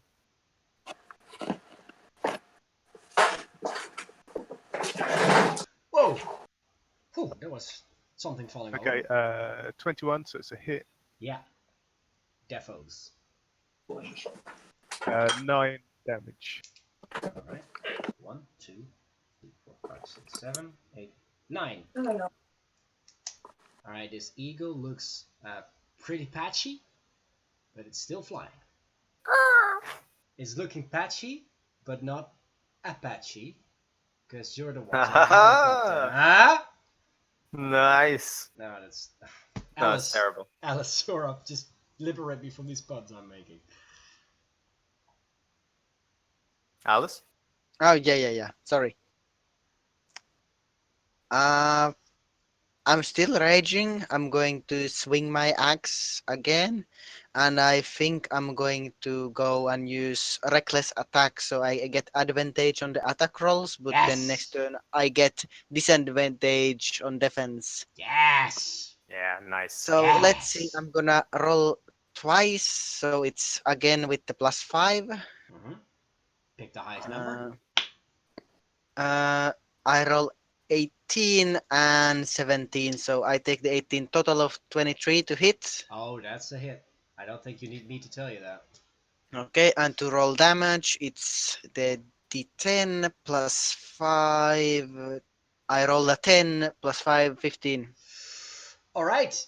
Describe to me... It goes this angry halfling, just hacking away with their battle axe. Alright, describe to me how you finish this eagle off. In a feat of savagery, I lift the axe above my head and bring it down in a sweeping cut, like from top right to down left, like to the head. Alright. A whole eagle left its nest this day, and 2 halves fall to the ground. gruesome. And when the blood spills on me, I just go like, yeah! It sounds like a very angry beaver. A really angry beaver. All right. I love that show, by the way. Colors, you are scary. All right. Aria. Thanks! Aria, there's still one eagle left. Right, but so. Do I still have my stiletto, or is it currently inside the brain of an eagle? I presume you withdrew it. Oh, okay, because I was worried about it being gone, because I'd have to buy a new one. Alright, I guess I'll just have to do the same thing again. Alright, still in combat. Alright, yeah. Nice beaver. Okay, so roll me the stiletto roll. Let's see. Oh, crap. Rolled a 2. Yeah, that's I rolled a 2, yeah, and plus my dexterity, that's 4. Pretty sure that's not a hit. No dice. Well, damn. There were dice, but you know. Yeah. Poor choice of words. Alright, Kirdith. And there's only one eagle left. That's correct. It's currently fighting Agathena. Killing 18 to hit, which is hit. Yes. And that would be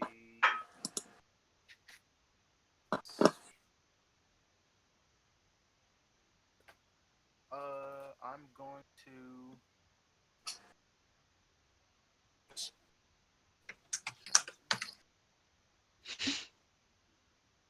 Sorry, I think you cut out there. I heard you say I'm going to, but then no. Oh no, I was trying to survival checks. Nope, I don't have any advantage. Yeah, it's only 6 damage. Alright.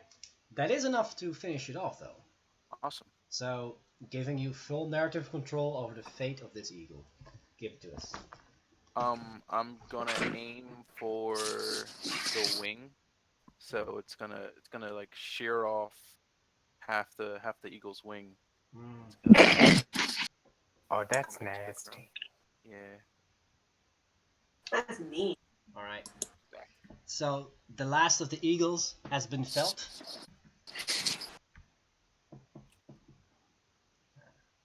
Do you have any choice words before I bring this baby home? Alus calms down. Alright. Oh, that was interesting. Yes, Unger was about to grab the last one, but then, his wing got sheared off, and so he's like, yeah, go away, silly bird. What fine art we made today. Oh, why, it's such a shame it won't last. It's falling down. You're terrifying. Just gonna put that out there. Oh, I'm sorry. Oh. No, it's fine. I mean, ish. Fine-ish. You are very brave, Colors.